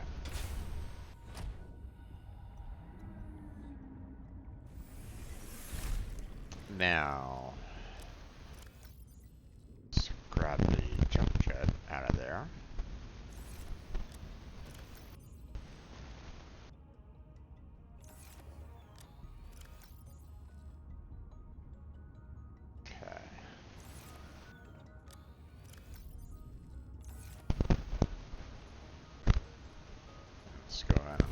hop that jump jet in.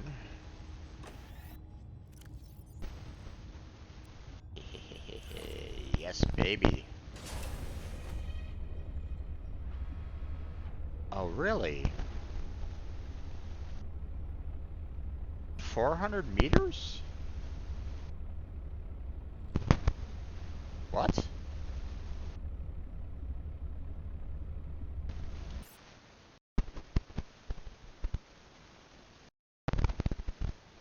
They nerfed how deep a prawn suit can go? Really?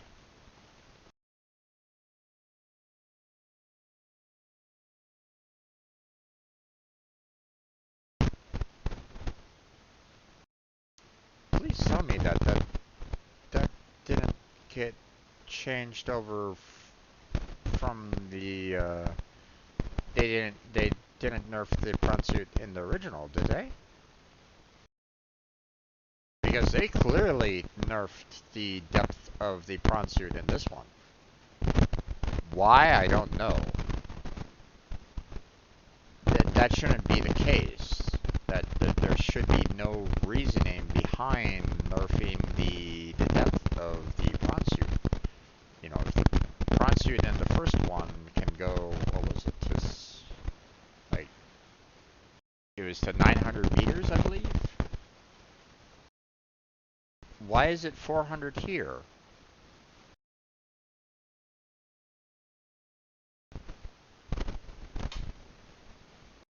What?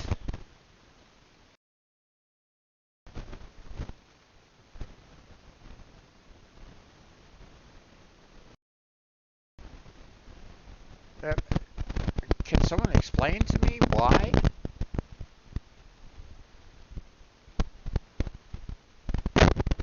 Sea pressure shouldn't be like, oh, this one is, you have more pressure in this part of the ocean than the other part of the ocean. Huh? um,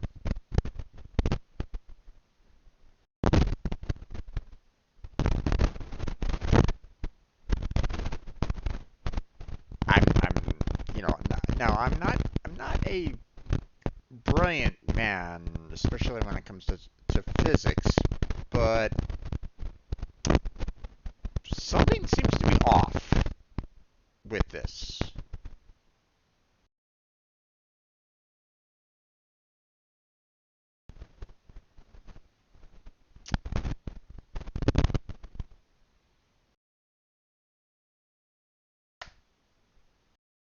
Um,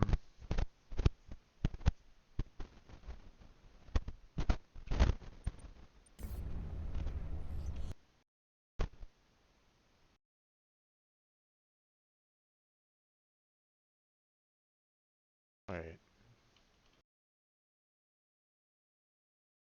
Prawn suit depth limit is 400. Huh?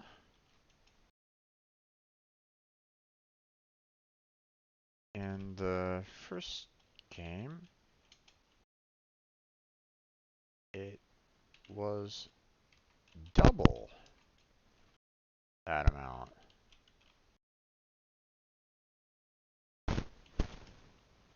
Why did you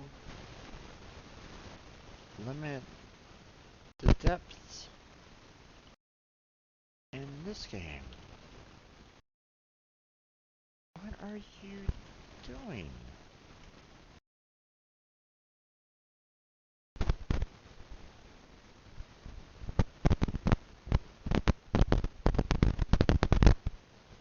Okay, let me check something here real quick. I just wanna, like I said, I'm not a smart man, okay? But when you're dealing with like crush depths, there's I don't think switching between oceans changes how much pressure you can take or how much depth you can take. That makes, you know, that makes no sense whatsoever.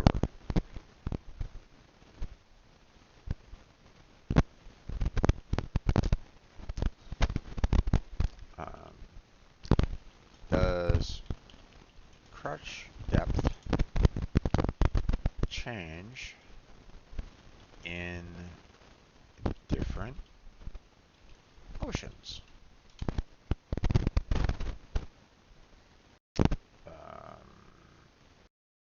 I mean, I'm just saying, like, crush depth is meant about depth, how deep you go. Okay.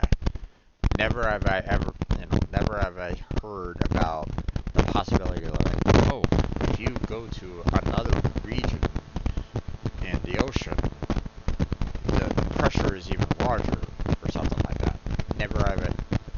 I've never heard of anything along those lines. Okay, so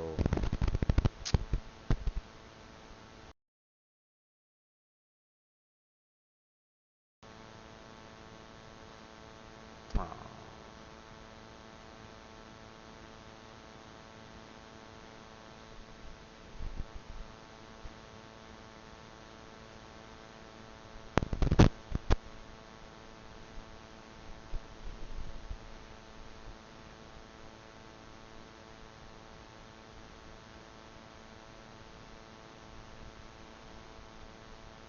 yeah, I'm not seeing anything concerning like you know like different oceans produce um, different crush depths or anything along those lines.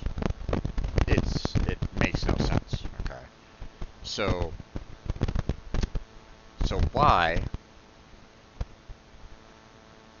why is the prawn suit weaker in this version than in the first one?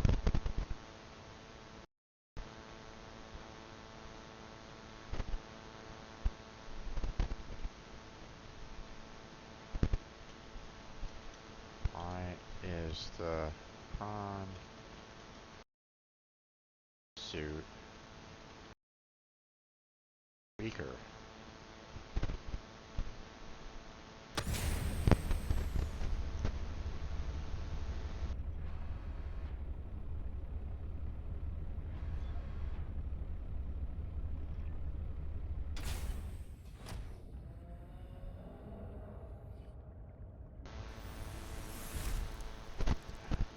It just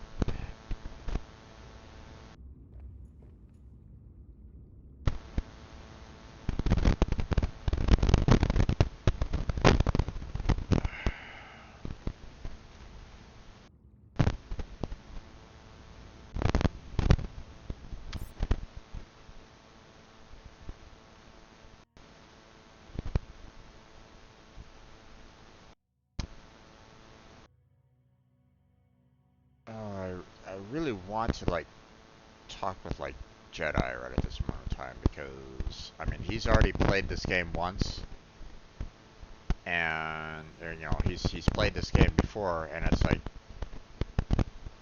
would love to talk to someone about this because I, I need someone to make it to talk to like hey, what happened? Because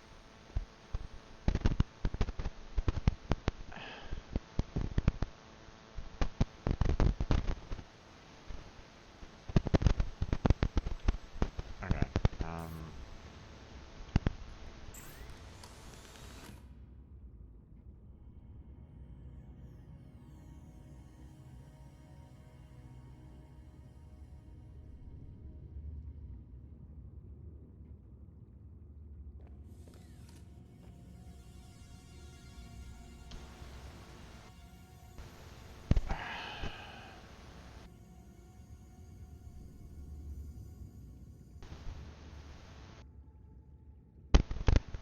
I, I don't know. I just don't understand what happened. Why did they change this?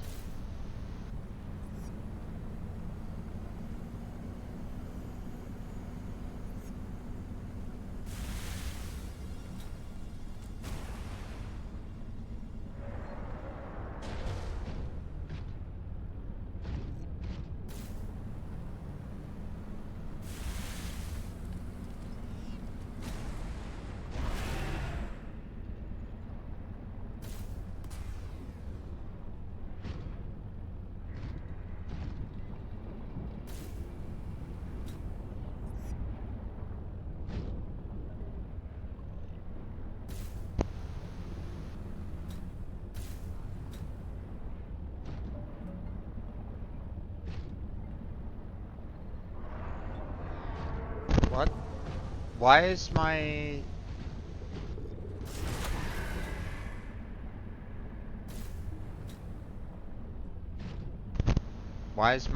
jump jets going down? I'm not using them.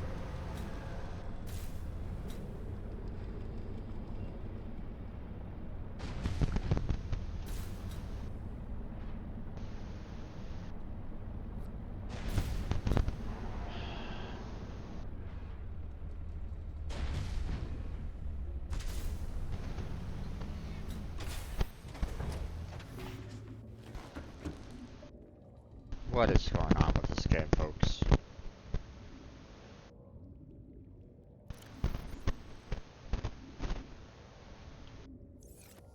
What happened to my Subnautica?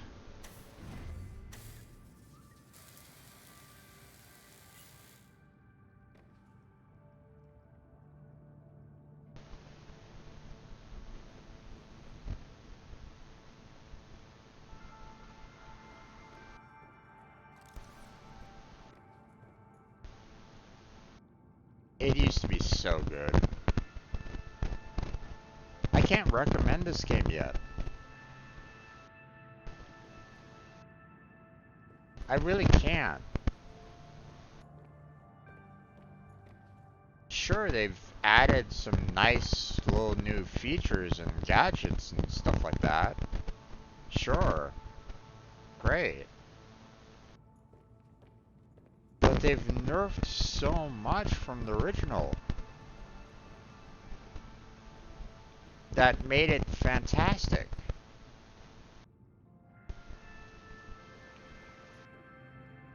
And it's ridiculous.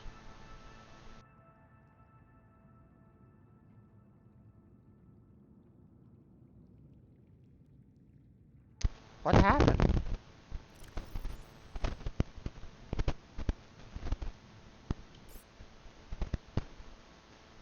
Did they look at Subnautica and think to themselves, oh, it's too easy? Is that their thought line? Because, I mean, you look at all the like first time playthroughs from everybody, and you know, they were. You have a lot of people that are having a hard time with it.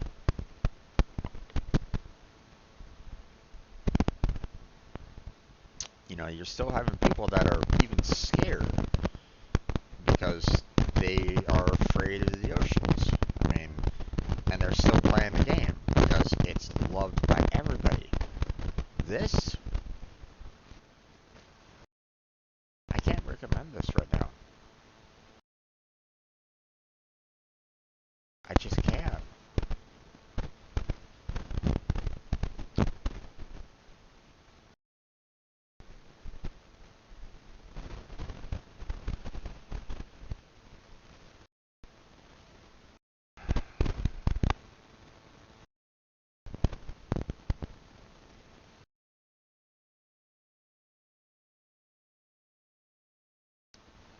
Okay. Let me try. Let me try to.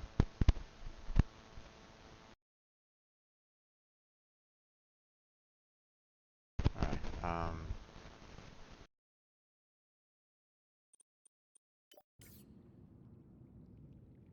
I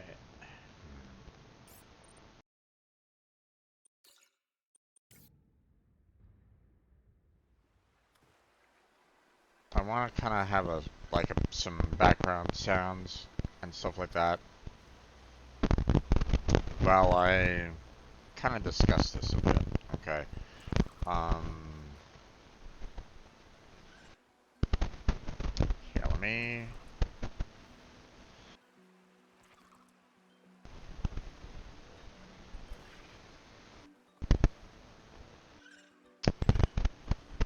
Problem that I have with low zero.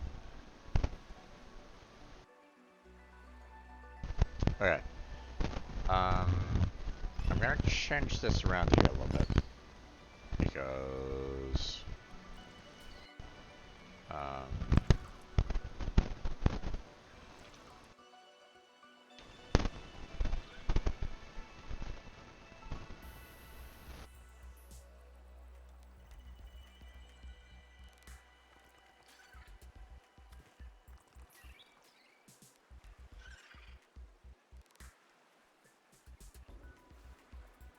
Okay.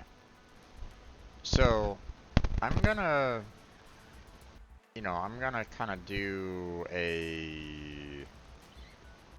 um, a breakdown of everything that I've had a problem with so far with Subnautica Below Zero because this is, I mean, I have to kind of list them because I'm already kind of like going, what the hell's going on here?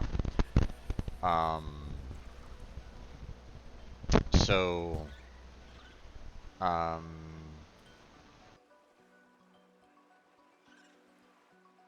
uh,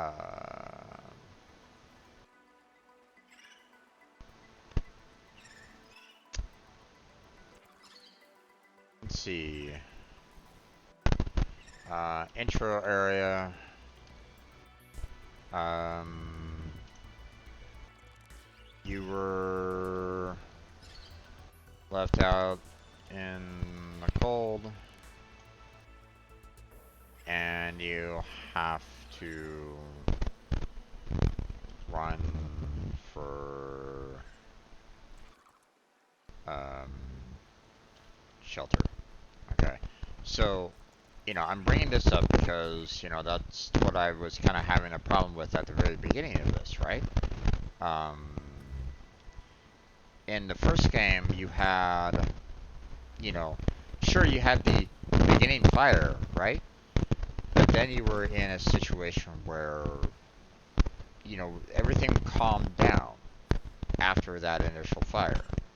So after that initial fire, you had the fabricator, you had um, the storage unit. You can look at your PDA. You didn't really have anything to like really worry about. Okay, it was kind of a it was a little bit of a calming situation. The intro for this game, you don't really have that calming situation because you crash land, um, you're outside of your craft, and I found out later that hey, oh yeah, you can stand next to your crashed vehicle to keep yourself warm, but I didn't know that at the time. Now they pointed to a specific location for you to kind of run to get to survive, right? Um,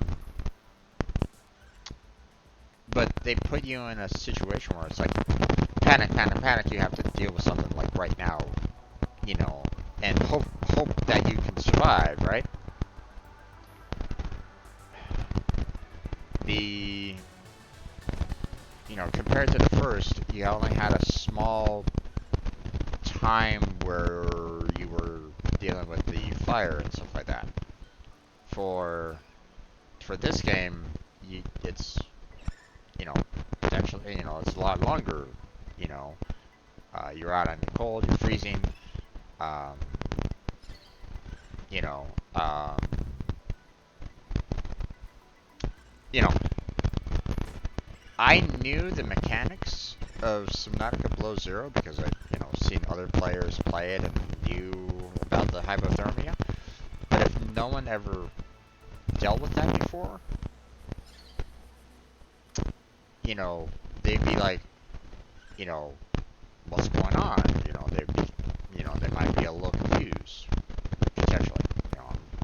I don't know. I haven't seen any other, I haven't seen other first person's perspective of this game.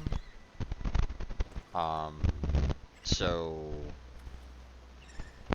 you know, um, how much did people realize the fact that they were freezing to death? I don't know. Okay. Um,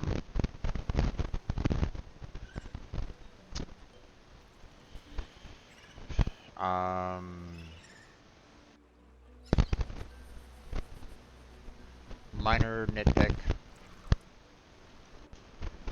Eating and drinking sounds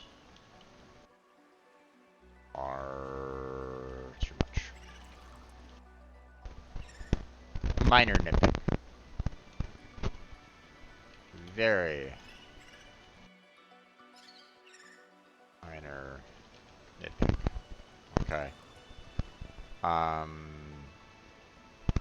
The fact that you're drinking, you're eating, and it's like what am I hearing here? Compare that to the first one, and it's like, you're not really hearing that much from it. So it's like, it's too much. It's a little too much. At least for me. Okay, I don't know about anybody else, but for me, it was just, this game's eating and drinking sounds are just way off, or just, yeah. Okay. Um,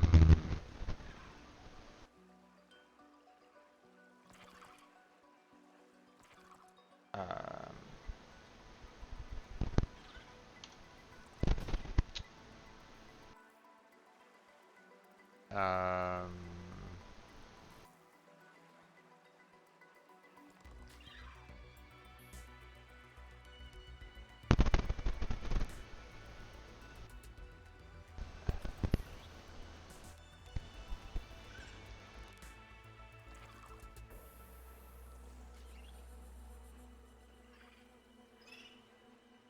okay, so, third thing that I'll mention here, I was kind of,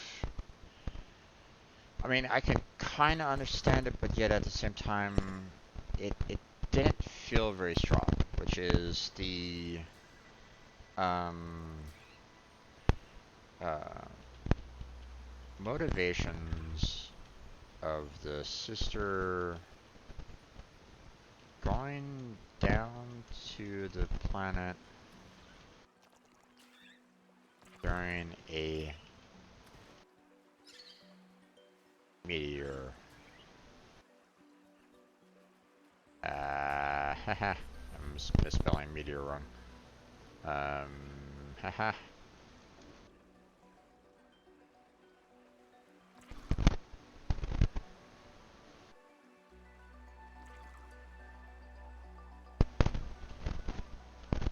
During a meteor storm. There we go. Oh, need to sneeze. Hold on.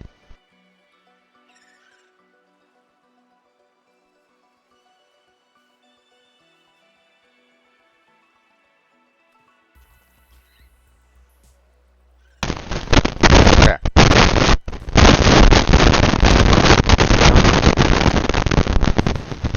Really wide shoot.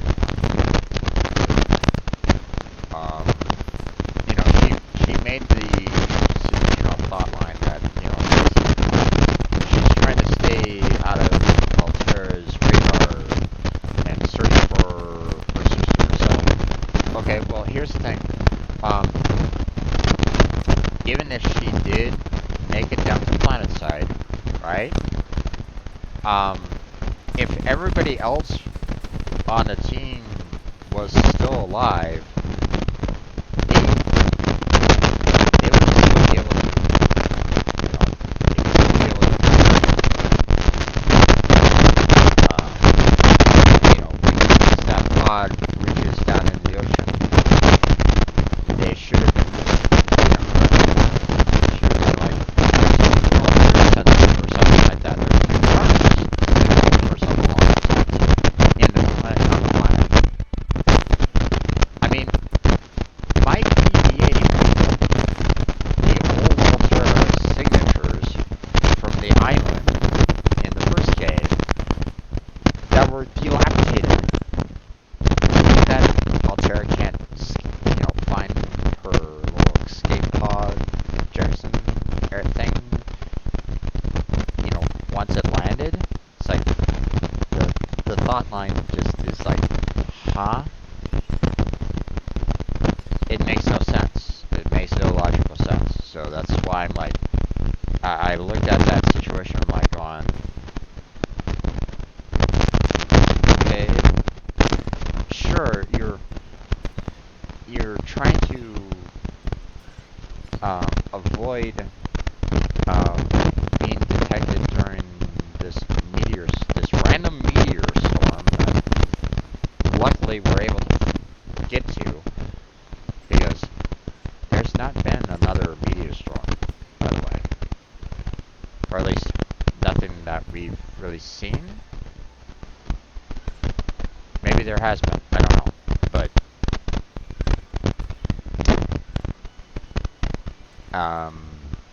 or at least when I was on the surface so far, I haven't seen any other additional meteor showers or anything along those lines. So, boy, that was sure random happenstance. Very lucky of the sister to be able to fly down during a meteor storm.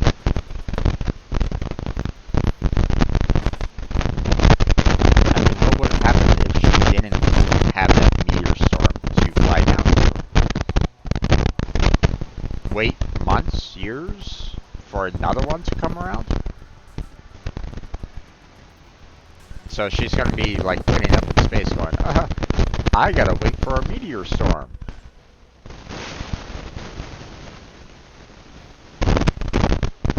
That's why I'm saying that that beginning portion was just kind of weak altogether, right?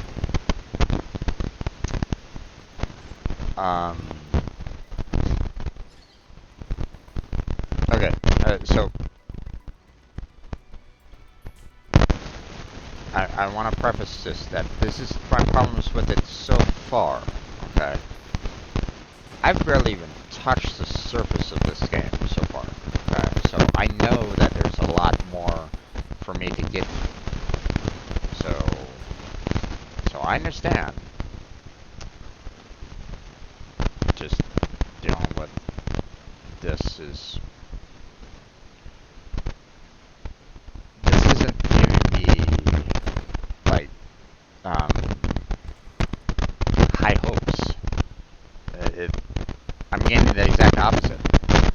I'm beginning not to like this game, so I'm gonna go right back to the original Subnautica to play that, because this is getting to the point of like, what, huh? So, okay. So let me get to the ones that,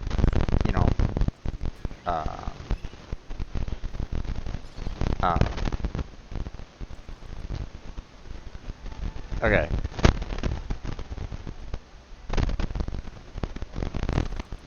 So I appreciated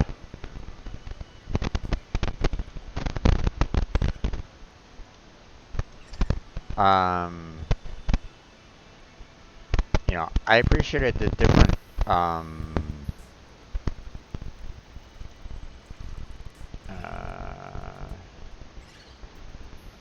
outcomes,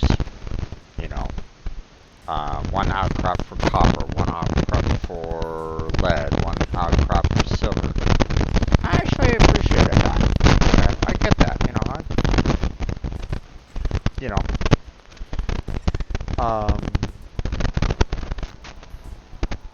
because I mean,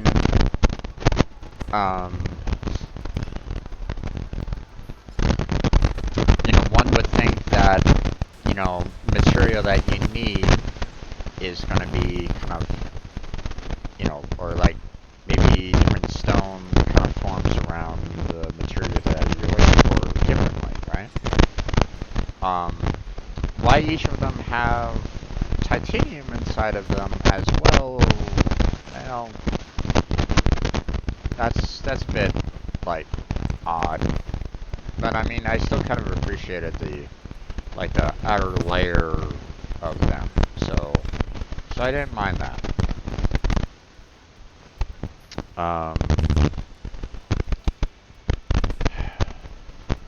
Sea truck, beans. I know that the sea truck is meant to be more of a mobile base or something along those lines, but I mean,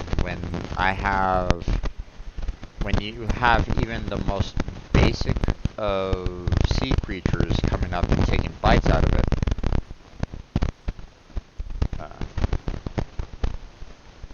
basic predators,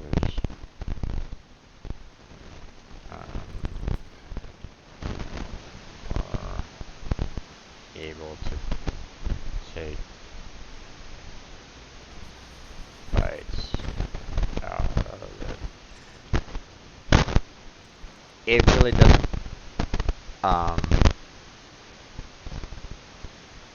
worried about using it, okay, long term. Because, it gives me the same vibe as the Cyclops. Let me make note of that. It gives me the same vibes of the Cyclops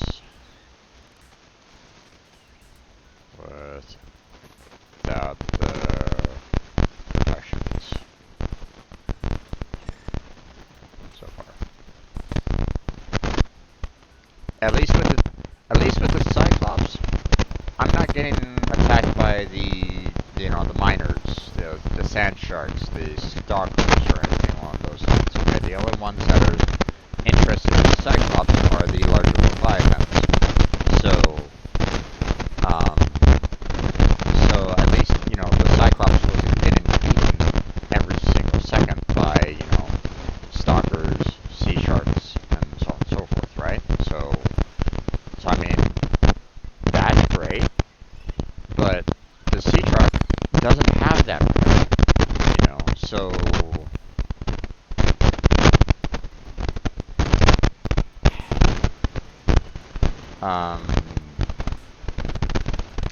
why not just use the Cyclops to transfer things, move things around? But I mean, the sea truck is, fairly small, one-man craft that can transfer things around, and it can fit into tight spaces. So I mean, there is some positives of that, So I'll mention, the sea truck being able to fit in small areas. Okay, I do appreciate that. It doesn't really make that much sense because I mean, you have like an outer shell around the person themselves, right? But when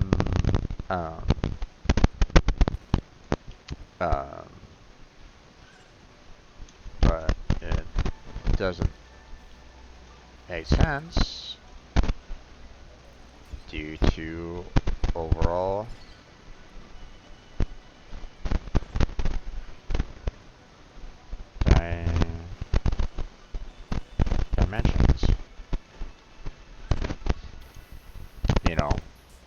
the overall spacing, like getting through those routes, for example, you were able to get the sea truck through it. But I mean, sure, as a person, you can probably fit through that no problem.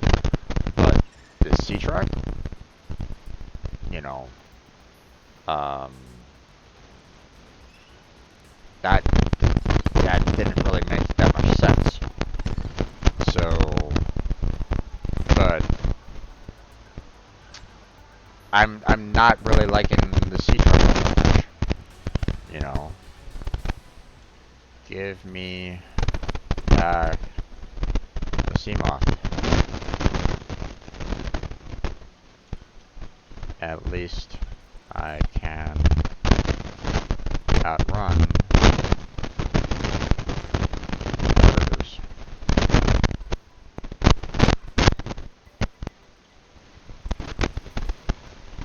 Where's the sea moth in all this? You know,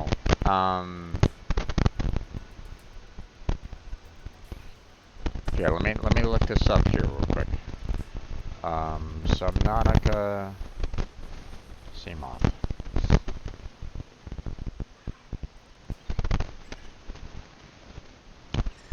So, so the sea truck is meant for, cargo transfer and stuff like that, right? Transporting cargo and so on and so forth. Okay, well, what about everybody else, though? Okay.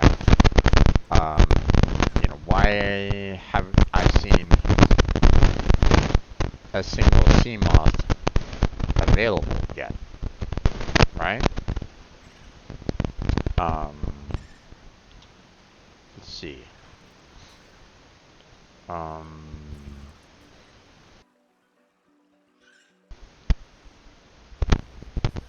What was the lore behind it?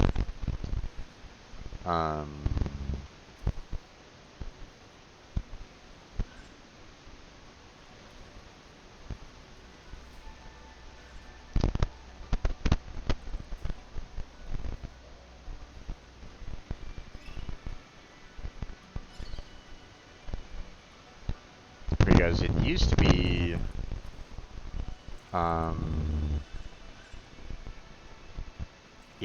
that, the sea moth was, considered to be, like one of the jewels of Altera. Or at least, if I remember correctly, it used to be, that.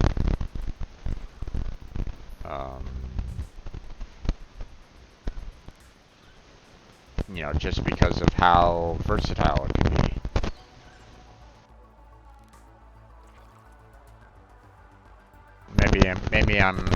Maybe I'm wrong on that, but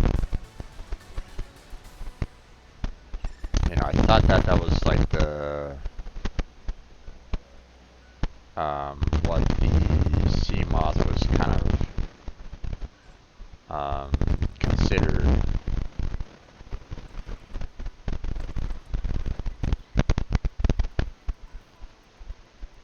But I mean, where's the sea moth?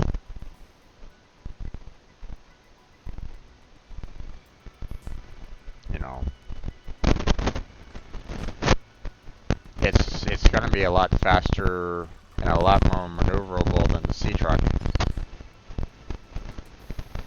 So, why haven't we seen it yet? Alright, now we'll cut to the issues that I'm having right now. Okay.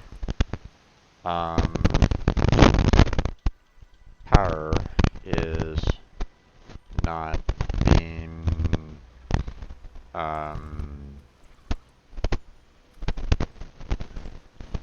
displayed properly.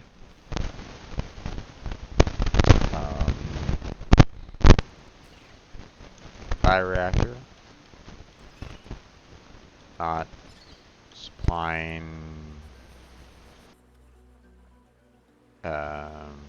power quickly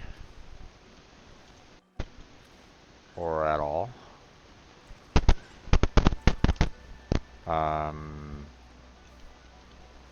thermal plants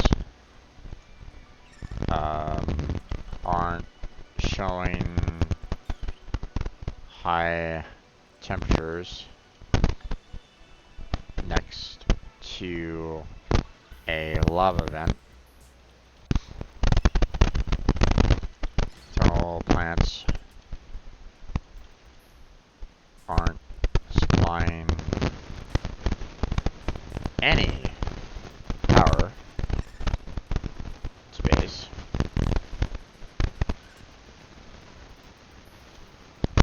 So that's problems right there. Those are high major problems in my opinion. Okay, because if you're if you're trying to power, you're like you come back from a long trip into your main base, you throw in your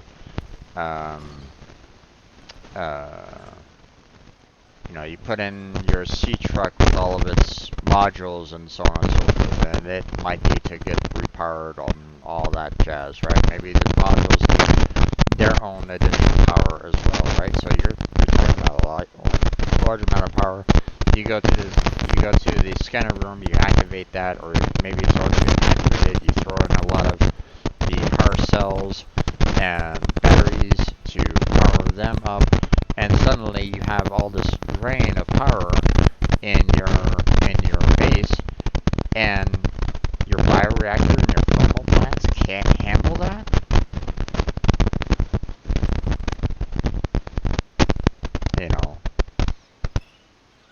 As I mentioned before, 2 thermal plants were able to handle the majority of my needs in the first game.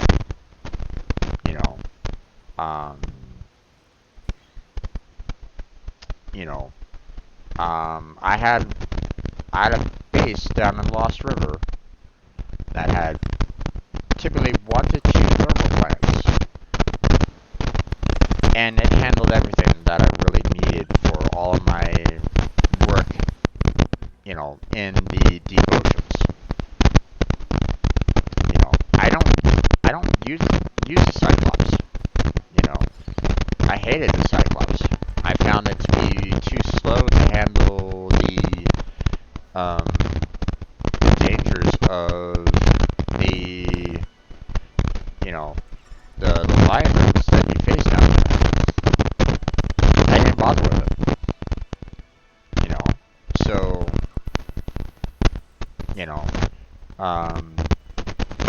Rant was handled everything that I really needed to do. So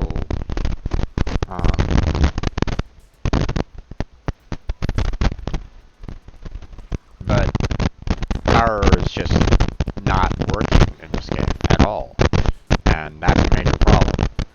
That is a major, major problem.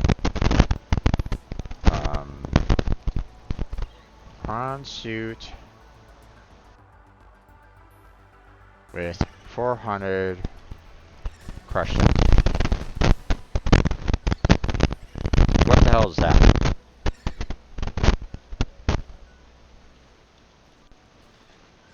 So let me bring up the wiki here, and let me see.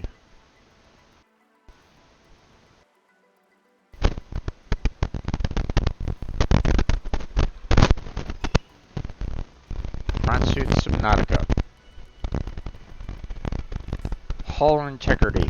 No modules. 900 meters. That's 500 meters difference.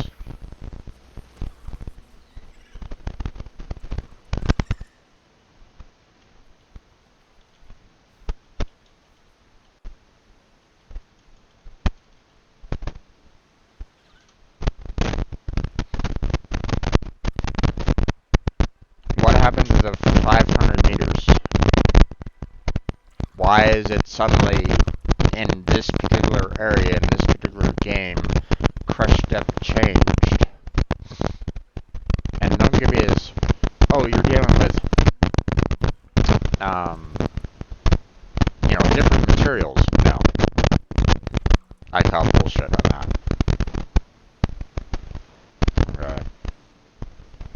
so don't give me that. Let me see, because there's actually a wiki right now that I'm looking at, and there's one for prawn soup below zero. I want to see if they address this somehow.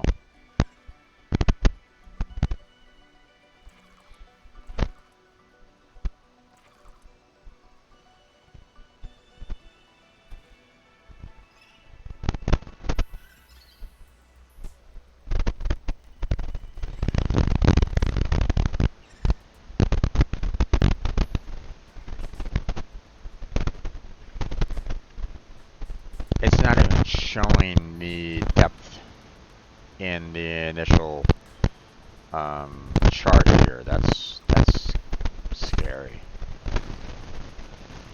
Yeah, its base crush depth is 400 meters. How? Why?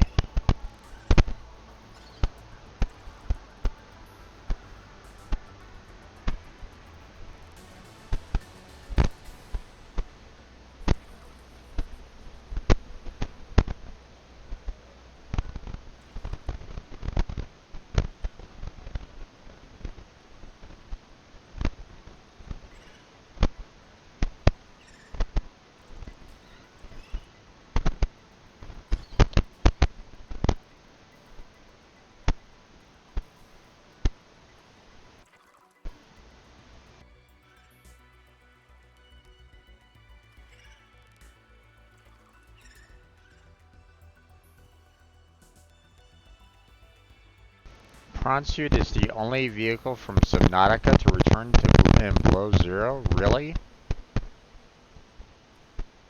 Really?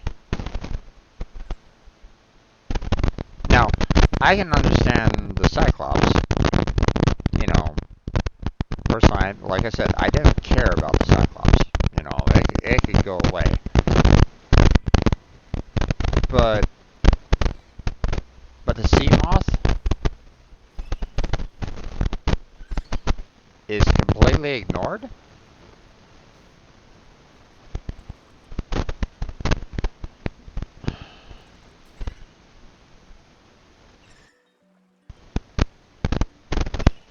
I...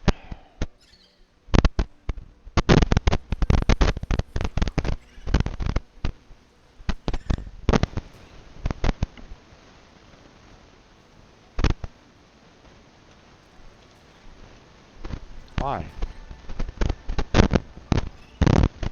Why the difference? Why suddenly the prawn suit that was originally able to handle 900 meters suddenly get nerfed to 400 meters?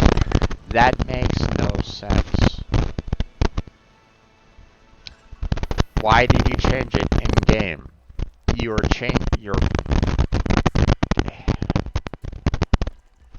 what are you doing? Developers, this makes no logical sense whatsoever. You know, as programmers, you should be looking at this and going, this is stupid.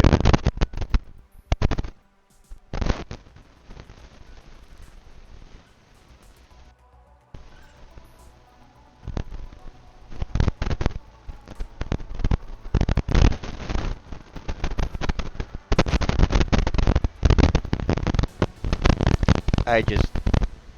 Oh, jeez.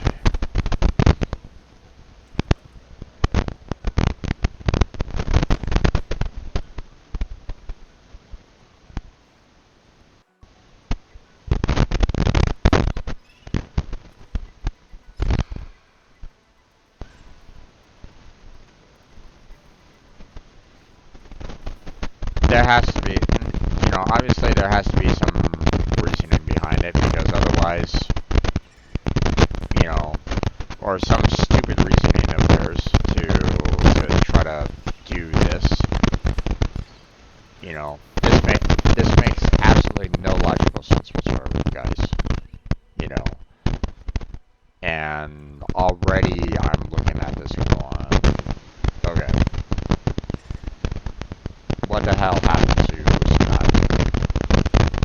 Okay, there should be no justification for this whatsoever. No justification for changing the crush depth.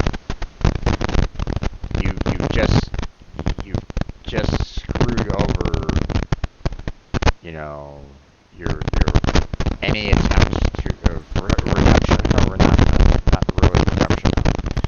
You're basically shooting yourself in the foot. It's like, what are you doing? You're making yourself stupid, and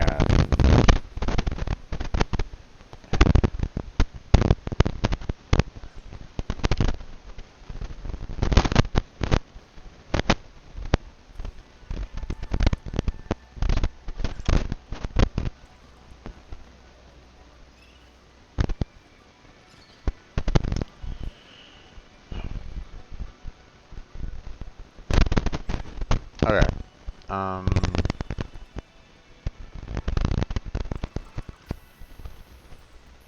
Moved the cameras, main auto generated.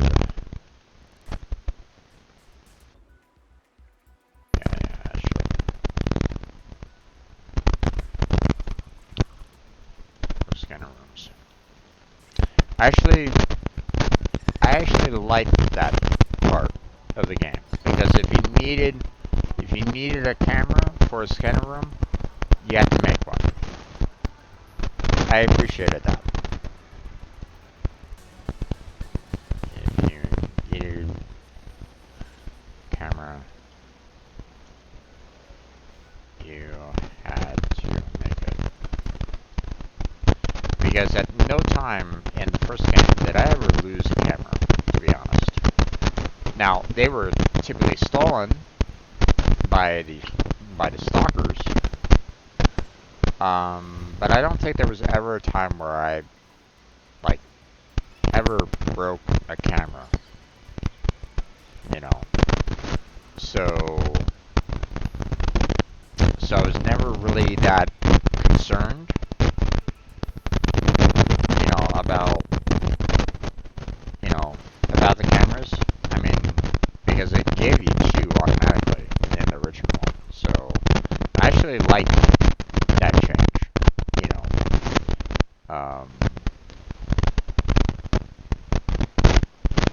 because it required you to, hey, if you want the camera, you got to pay it.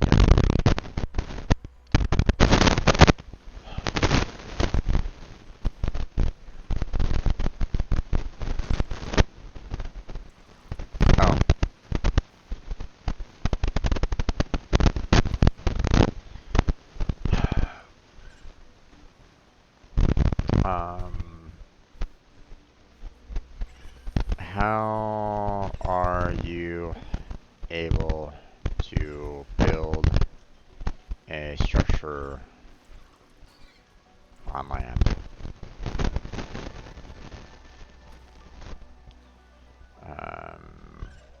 Where are the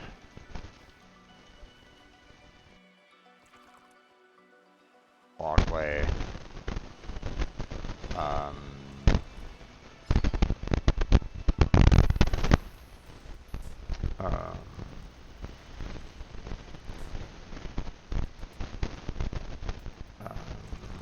platforms to walk above the snow?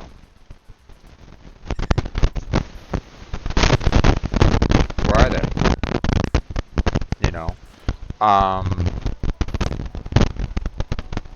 Because it clearly shows that you can build a structure on land. They show it multiple times to you that there have been people, that you clearly see from the, from those two zones, those two work zones, or actually, the three work zones kind of thing. You can see them, building, have buildings there that were like on the surface. You had those walkways that majority of them were already broken and stuff like that, but you had the walkways, you had the stairs, and all that jazz.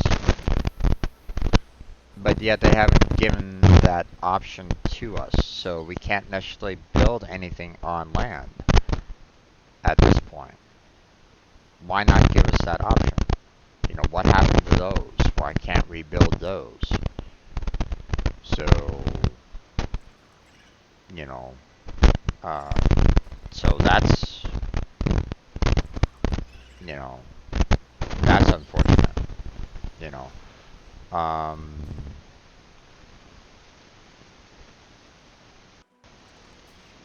Now, don't get me wrong, okay?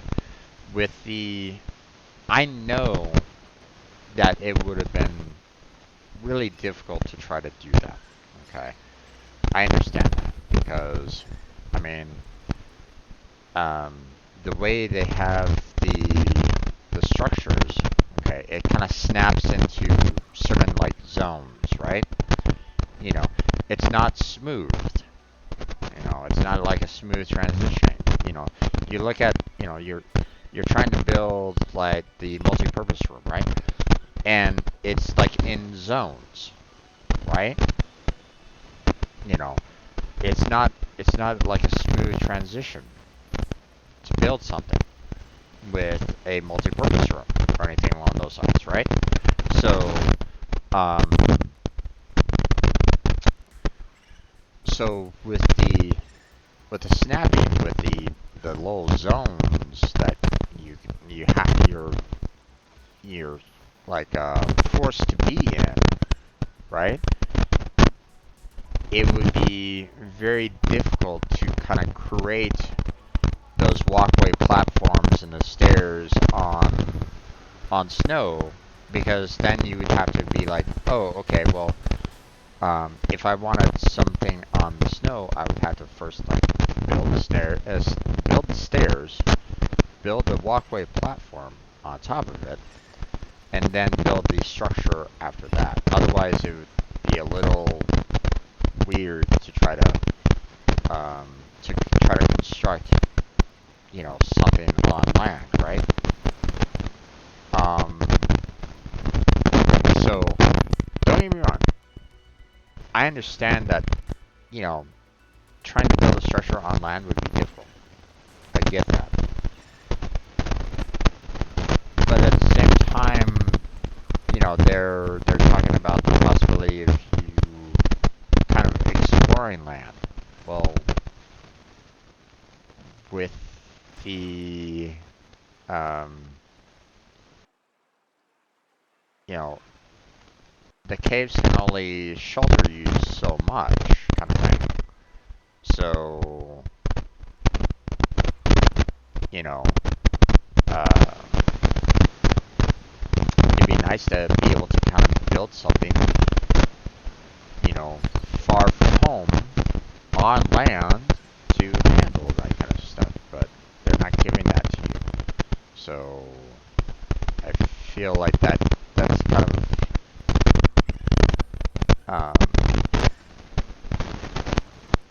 it's. I mean, don't get me wrong. It's Subnautica. It's meant to be on the water, right? But I mean, you're giving us um, areas to explore on land. Allow us to build something on land too. You know. Oh, case in point. The um, here's a perfect reasoning, right? The that there's a fox, um, that fox vehicle. I haven't built it yet. I haven't been able to scan in all the blueprints for it yet, right? Um, where am I supposed to build that?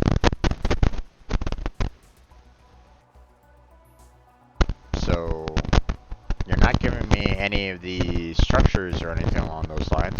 Where am I supposed to build that platform that's supposed to house that vehicle at and still kind of keep it powered? I don't know. That's something that I'll have to deal with a little bit later. Obviously, I haven't gotten to that part of the story or anything along those lines, so I don't know. Okay. Um,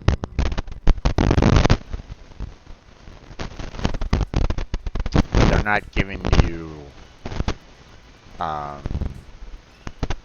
you know, can't scan the walkways to rebuild elsewhere.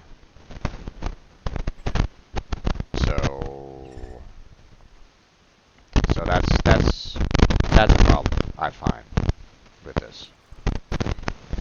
Um,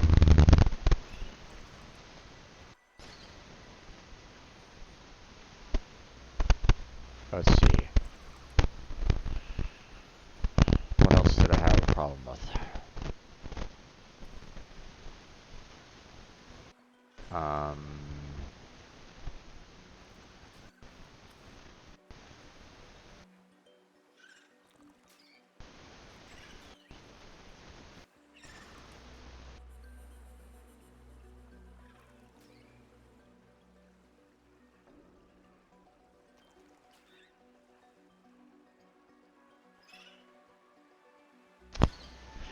okay, here's one.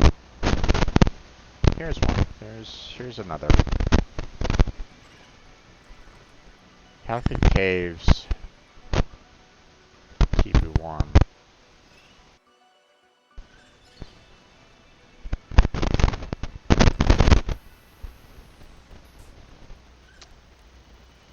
Now,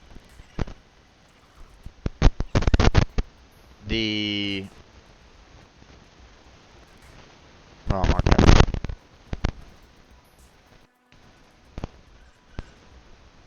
Now, igloos, you know, uh, is meant to kind of keep the harshest weather from kind of going inside, and you know, um, and you could try to like build up some heat on the inside. Um, let's see. Let me make it an insulator. On the outside, temperatures may be as low as negative 45 degrees Celsius, but on the inside, the temperature may range from 7 degrees to 16 degrees Celsius when warmed by body heat alone. But I mean, that can still be, you know, very cold overall to the point where, you know, unless you have some really thick fur, I mean, you're gonna freeze. You know, you're gonna freeze to death. Especially with the negative 7 degrees, right? So, um, so I mean, the cave system is kind of meant to be like a natural igloo per se, um, but I mean, you don't have like body temperature warming it up, so and a lot of those caves are really large. So I mean, that's a lot of area to try to warm up with just your body, right? You would need a lot of bodies in that one room to kind of have it, you know, to a temperature that you can survive in, that you're not freezing to death in. So already, so this doesn't really make that much sense. Hence the reason why it's like, hey, you know, let's build some structures on land. We can't do that, so whatever. Okay. Now the peppers, sure, nice. You know, they give you some extra warmth and stuff like that. No problem. I get it. Coffee warming you up, sure, no problem. Gotcha. You know, understandable on that. Okay.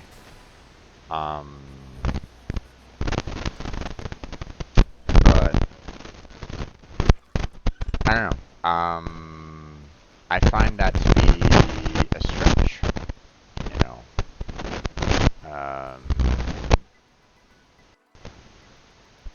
Now, obviously, you know, without the caves keeping me warm, then even exploring on land would have been almost downright impossible, right? You know, if you can't get the fur to build those fur suits, right? So, sure. But, you know, still, it's like, oh, here's another one. Here's another one that made no sense to me. Initial blueprints from first game are missing in below zero. A lot of the blueprints that you had in, you know, in the first one are not available to you at the very beginning of the second one. Why? You know, that doesn't really make that much sense. If this person is using Altera Tech to you know, build supplies for herself, you know, scanner, repair tools, so on and so forth,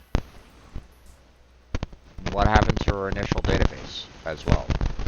You know, why is the one database from the escape pod better than her initial database?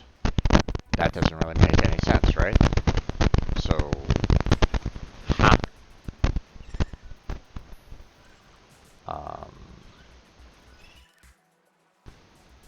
There's like one other thing that that you know, I know is bugging me, but I can't put my finger on it right at this moment in time. I think there's like one last thing that I really kind of want to talk about, but it's like right there, and I'm not remembering.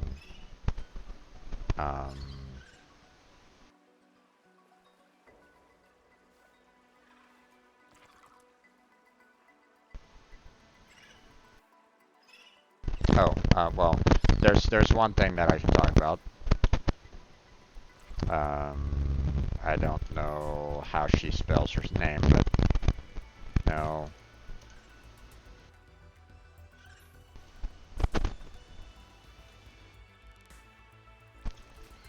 How did she survive?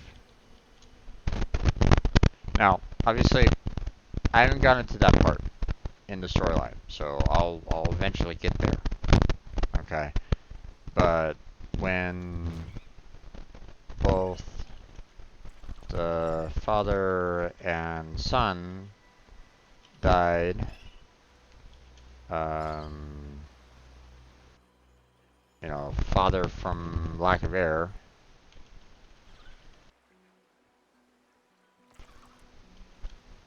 and son to the hurrah.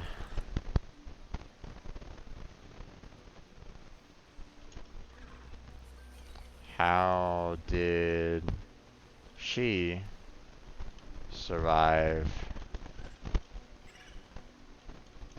the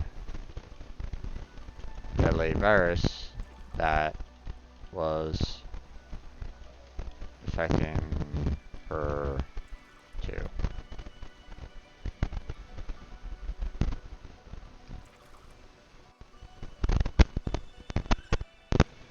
So, you know, I'm gonna need an answer to that, and hopefully it's a good one. But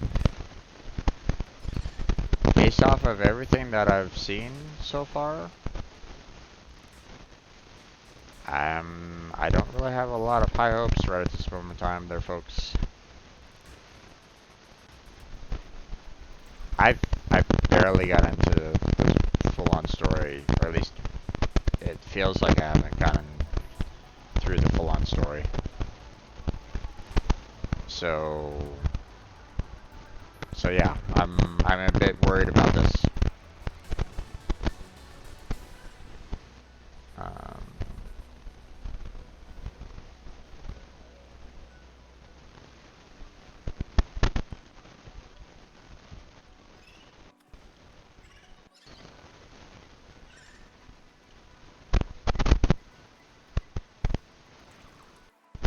you know, so at least I think that's how you spell her name. Subnautica Meta.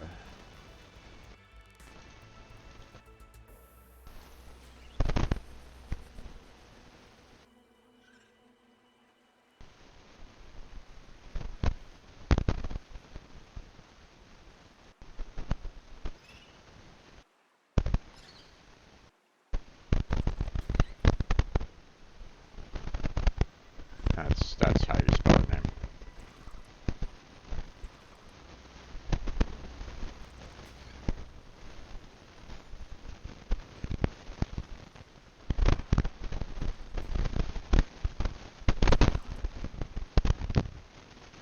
Gonna close down that wiki page because I don't want to be spoiled by anything yet. But we'll find out. Don't spoil it for me, folks. Just don't bother with that. Don't say anything yet. We'll get there. Okay. You know, we'll get there in the story. And like I said, I hope it makes sense. But like I said, that right there doesn't give me high hopes there, folks. Does not give me high hopes. Okay.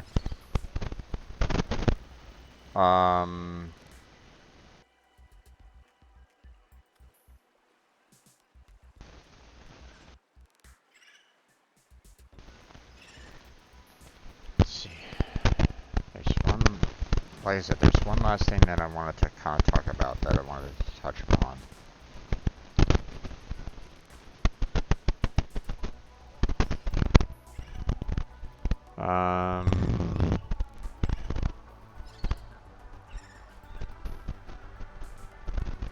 Sea truck being slow, power not being displayed properly, prawn suit over 400 crush depth, no structures on land, caves keeping you warm, initial blueprints, meta.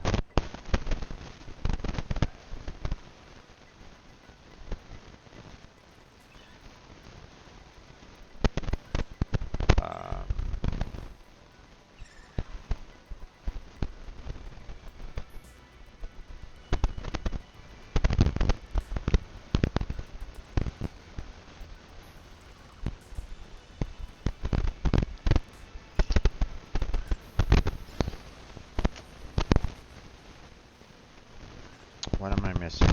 And one thing that kind of bugged me about the game.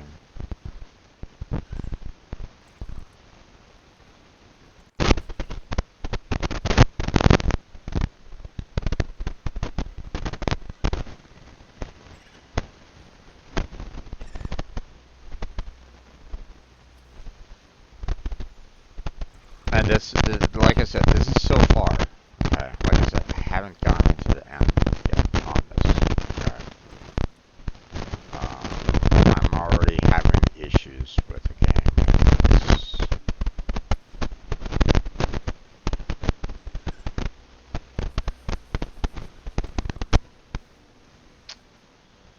okay, let's see.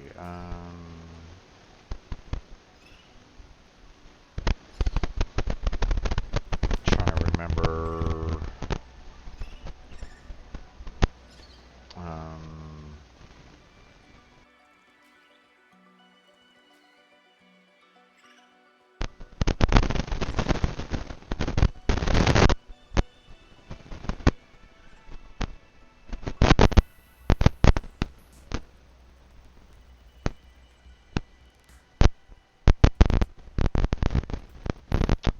Oh, here's one. Fragments showing when the recipe is already researched. That's another one. I loved the original when you scan it in and the blueprint is done, you have the research already done, fragments disappeared. I loved that. That was fantastic. Okay.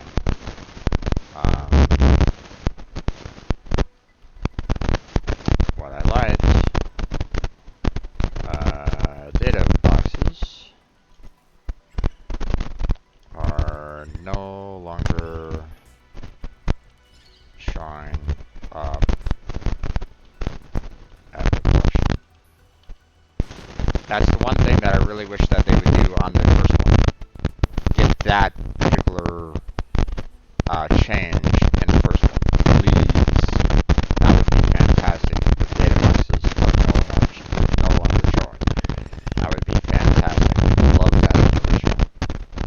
But fragments showing up after doing research, what happens?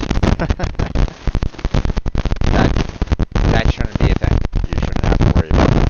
You know, I love that in the first one. Okay. The fact that you can see all the fragments is just god awful. Okay, just terrible. Okay. I don't want to turn on fragments, even though it was used to be so fantastic in finding, you know, tools that could help you build items. Okay. Now, obviously, you know, after a certain point of time, you found all the tools and stuff like that. But I mean, when you're first starting out in the game, you know, once you got that scanner room, you can search, you know, the entire map and find everything that you needed. You know, cyclops parts, you know, laser cutters, you know, all the various different tools that you can have. You know, it's all there. You know, you can find them all, right? So, but this one, oh god.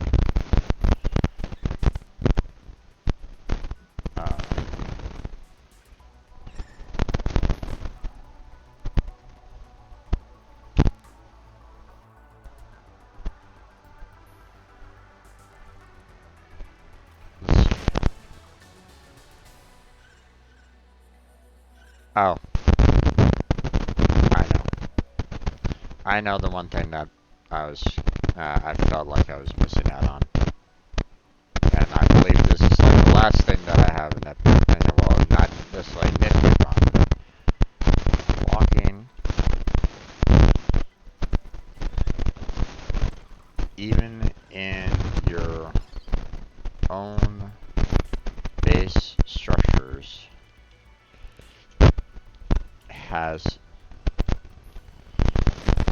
slippage. I don't know if I'm spelling that right. Let me make sure that I'm.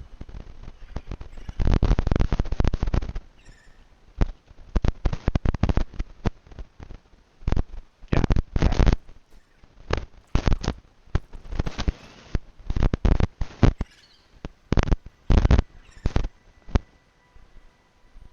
You're walking up steps in your own structure and you slow down.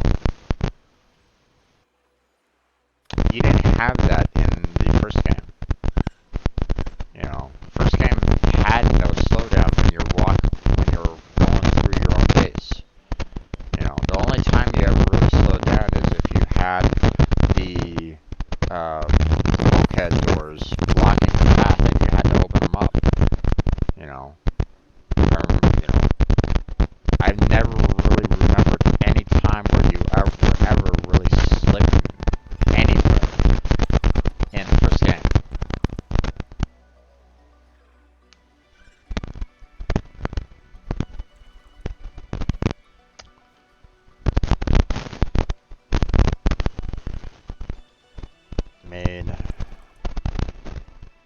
climbing up the slopes of Delta Base. Irritating.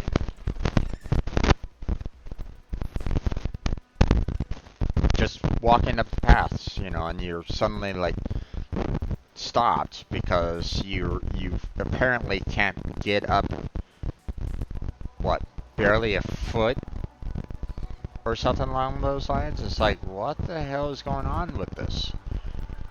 You know, are your shoes not having any kind of traction whatsoever? You know.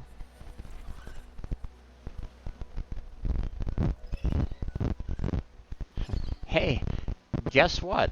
She's going into you know, an Arctic area. You would think that, hey, maybe you should wear some cleats.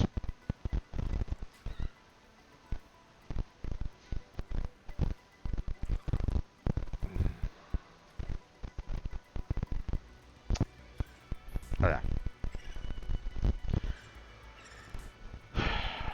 I think that's about as much as I'm having a problem with below zero right at this moment in time.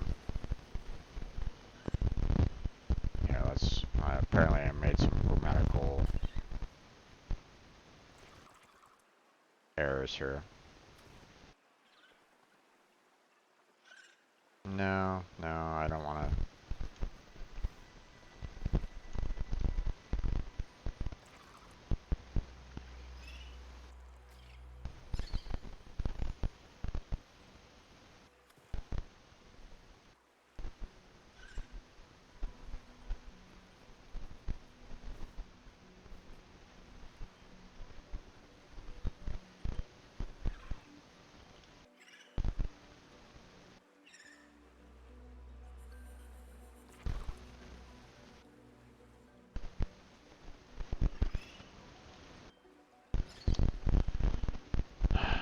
Okay.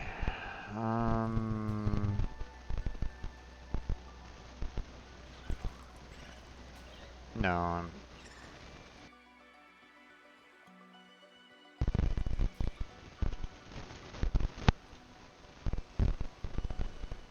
there we go.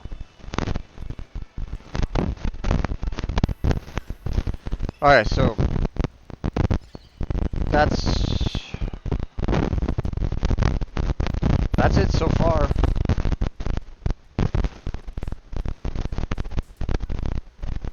I mean,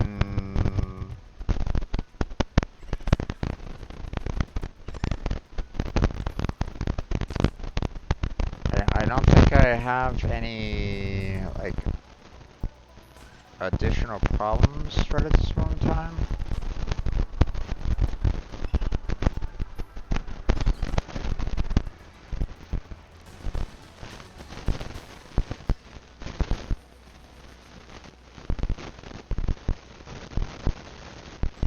Oh, here's one.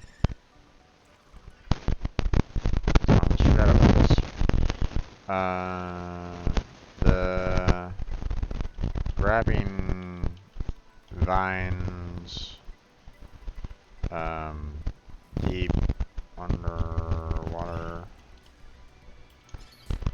Why can't you use your knife to cut the plant?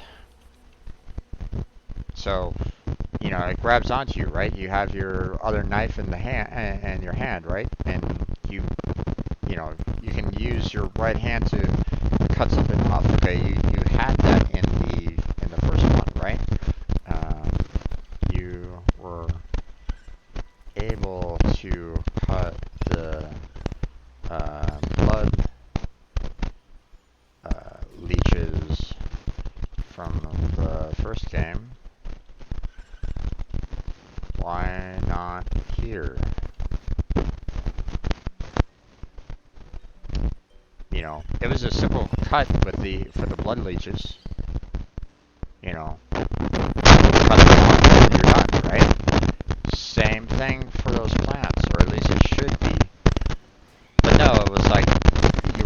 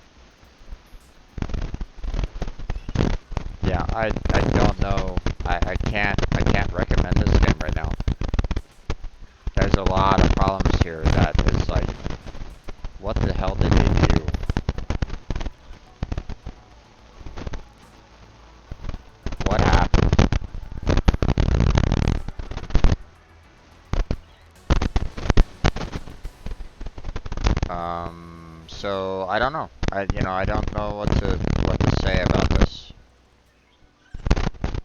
I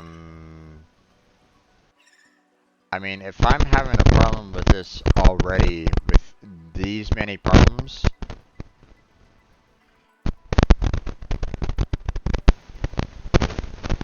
I'm gonna, I'm not sure about the rest of the game. This doesn't give me high hopes at this point. You know, I should, prior to the new version that they did, I actually liked the beginning initial storyline. Of you being the scientist down on the, um, you know, you being the scientist down on the planet with your sister up in the orbiting station above. I actually like that kind of concept. I actually kind of appreciate it. Kind of wish that they stuck with that because, um,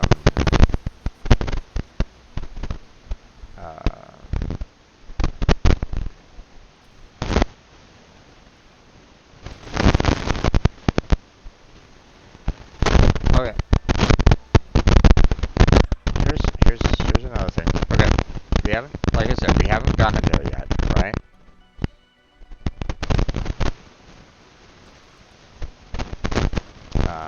But hopefully we will. But we'll find out. Where are the rest of the um, rest of the base crew? We haven't gotten there yet. I know. Okay. Um,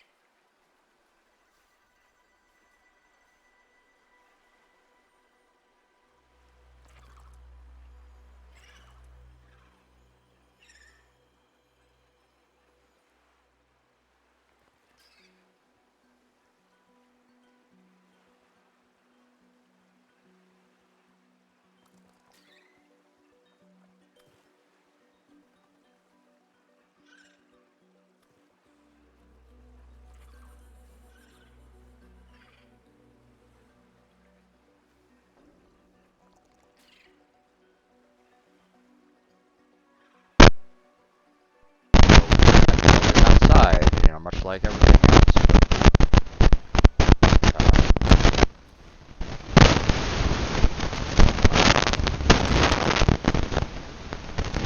We'll have to figure out what happened there, because they've left a lot of questions right at this moment in time, and I haven't gotten to the answers to them yet. Okay, but it's 8 o'clock already.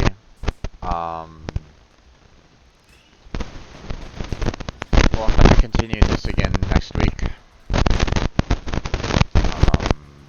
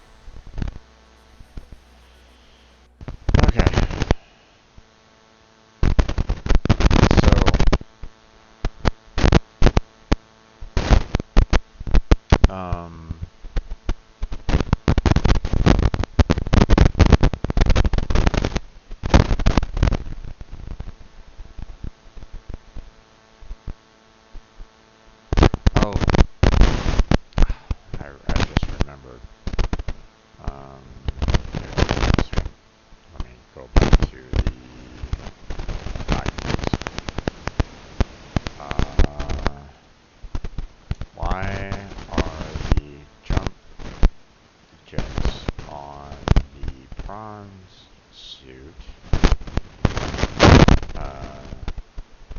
Losing power for gliding down to the surface. That's a fun one. You know, you saw it. You know, as I use my jump jets. And go high in the air, and just dropping off down, right? It should be powering right back up again. The jump jet should be repowering itself. But instead, if I don't use all my jump jet power, it starts decreasing over time. That's different from the first one as well.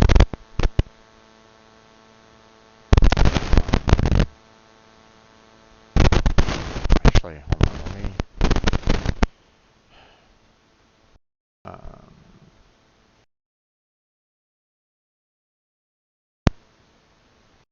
I want to check something here real quick. I can't remember if I have like a save for the original. I know that they modified the power. Yeah, I don't have the bronze suit in the original.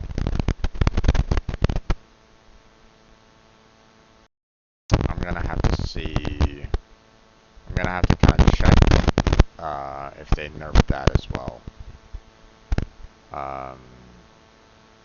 If they somehow changed the jump jets. So obviously I'm definitely gonna be like checking that out off stream.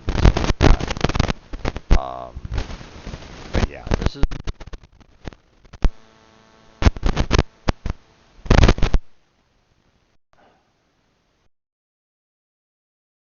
Let's see. Um,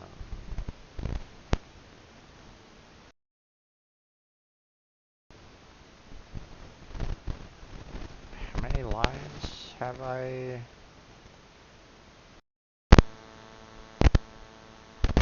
done so far on the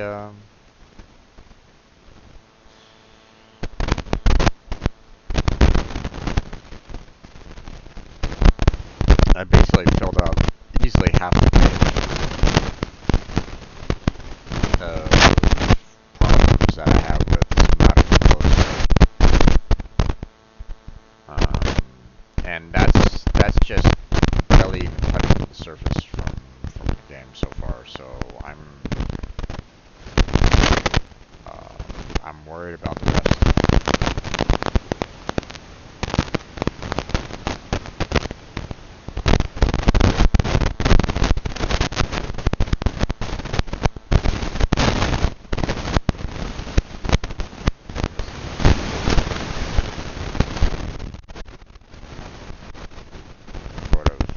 I personally would have loved this is fantastic equal to the original Subnautica.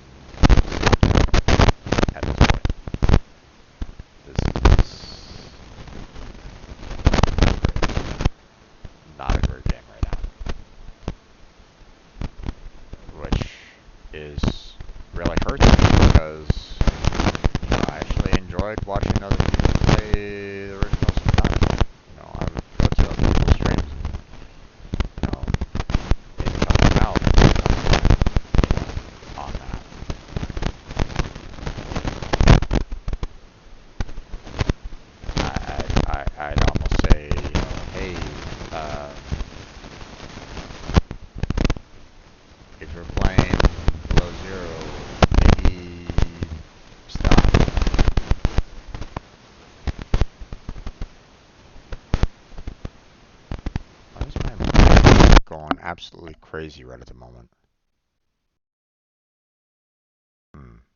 That's weird. Sorry about that. Hopefully it wasn't like, I was seeing a lot of spiking going on there. Hopefully it wasn't like, hopefully it wasn't like recording like or something like that. That would be unfortunate. Um, I don't know what to say, folks. We'll have to see where it goes from here. Um, but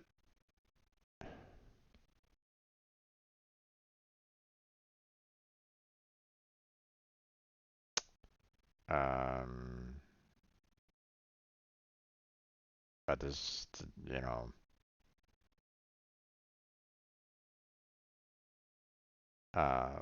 if it wasn't for, well, if it wasn't for the fact that, um, I've already played plenty of it already. I would almost say return it. I can't recommend this game right now. I just can't. It's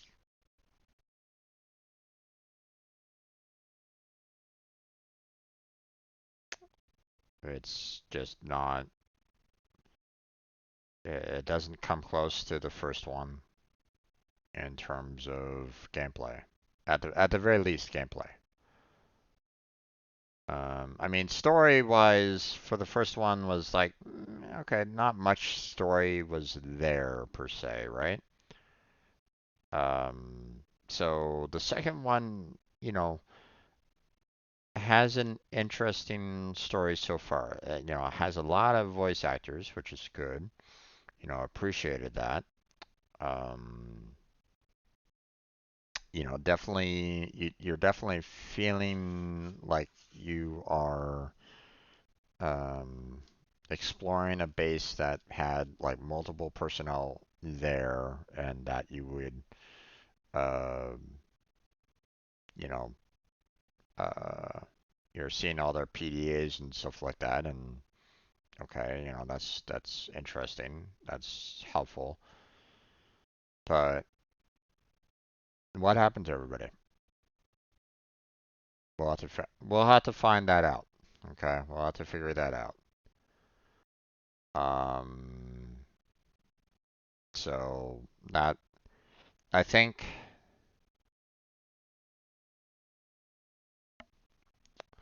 Um, so next week I'm going to work on trying to get um the upgrade station for the moon pool, so that I can see what the cost is for the depth module 1 for the prawn suit. Seeing that we're not anywhere near the kyanite depth, or at least, you know, um, you know, or at least, um, the at least the original kyanite depth. Um, if I have other issues, I'll be putting that in my list. Um, but yeah, the problems are vastly more than the what I'm liking about the game. Sad to see, right? You would think the second game would be better, but no, no. So far, I can't say that. So, all right. Well, that's gonna be it for tonight. It's already past 8 o'clock. I gotta shut on down, but you know, stop on by next week. we'll try this again. We'll see how far we can go. Um, I'll see what I can do about trying to make this game work now because oh my God, what the hell? Um,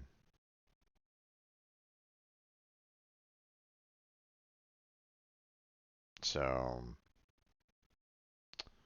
um,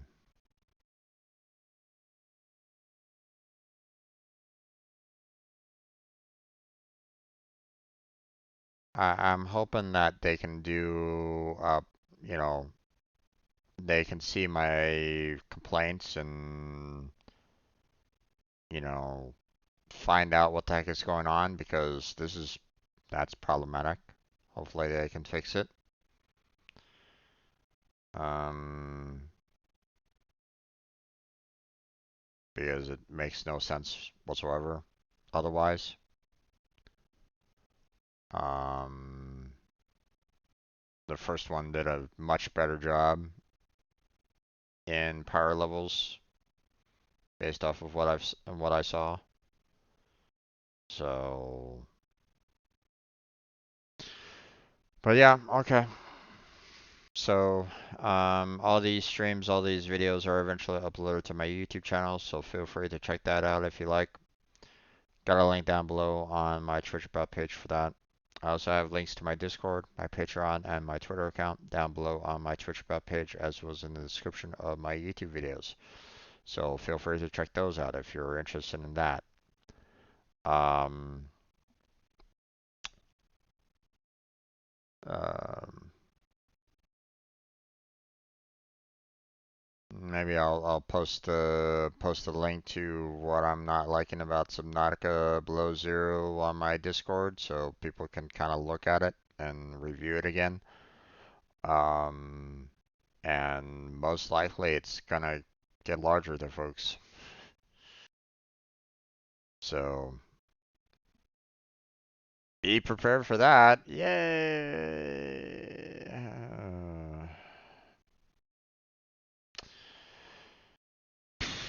Um,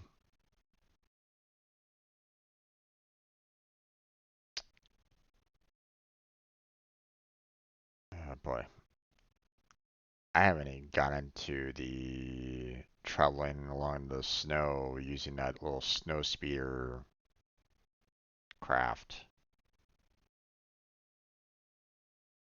Oh, I'm worried about that.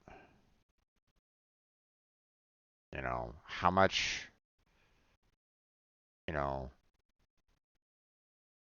so far they've just been kind of giving me like, hey, here's some pathways that you can take with that little snow speeder or, you know, that you can just kind of walk around in, right? But I mean, a vehicle like that, you would think you'd want to have like, you know, very open, you know, flat land to really kind of, you know, travel quite a bit with. You know, how fast can that thing move? You know, can I outrun one of those stalker beasts kind of thing? You know. Oh, that's another thing that that that threw me off. It's like, um, I can outrun a stalker snow beast? What? Huh? That doesn't really make that much sense, right? I mean, it tackled me that first time, right? You know, took a chunk out of me. Well, why didn't it just chase me down? You know, is it just not that hungry? Like, oh, hey, I took a chunk out of you. I'm satisfied now. I don't need to eat you further. No, normally predators like take you back to their den so that they can feed their children or something like that. So, or um, if they capture a prey, they kill it. they kill that prey. You know, um, so the fact that you are kind of fighting for your life, it's like, um, yeah, you should also be kind of fighting for your life against, you know, one of those creatures. Uh, why are you not fighting for your life against them?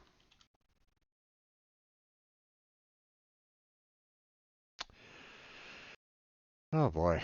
All right.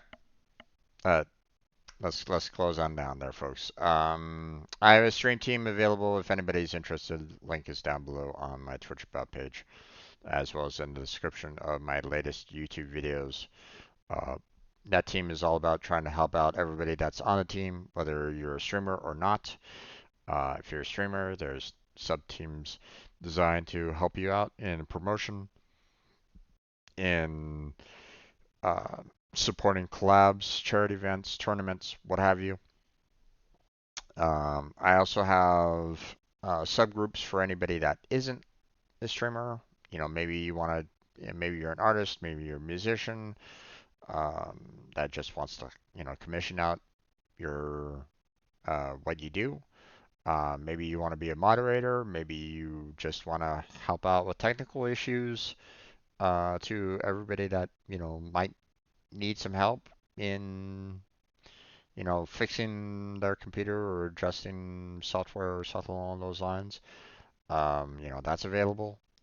Um, I helped Kermit out with one of his and getting the game of his running, for example. Um, you know, maybe you want some help establishing yourself as a streamer, starting up a stream for the very first time. Maybe you want some help on that. Maybe you want some help, setting up bots, Nightbot or Stream Element, checkmans or something along those lines. Um, you know, sky's the limit right at this moment in time on the team. I just, would like to see more people join so um, everybody can get more out of it. So, um,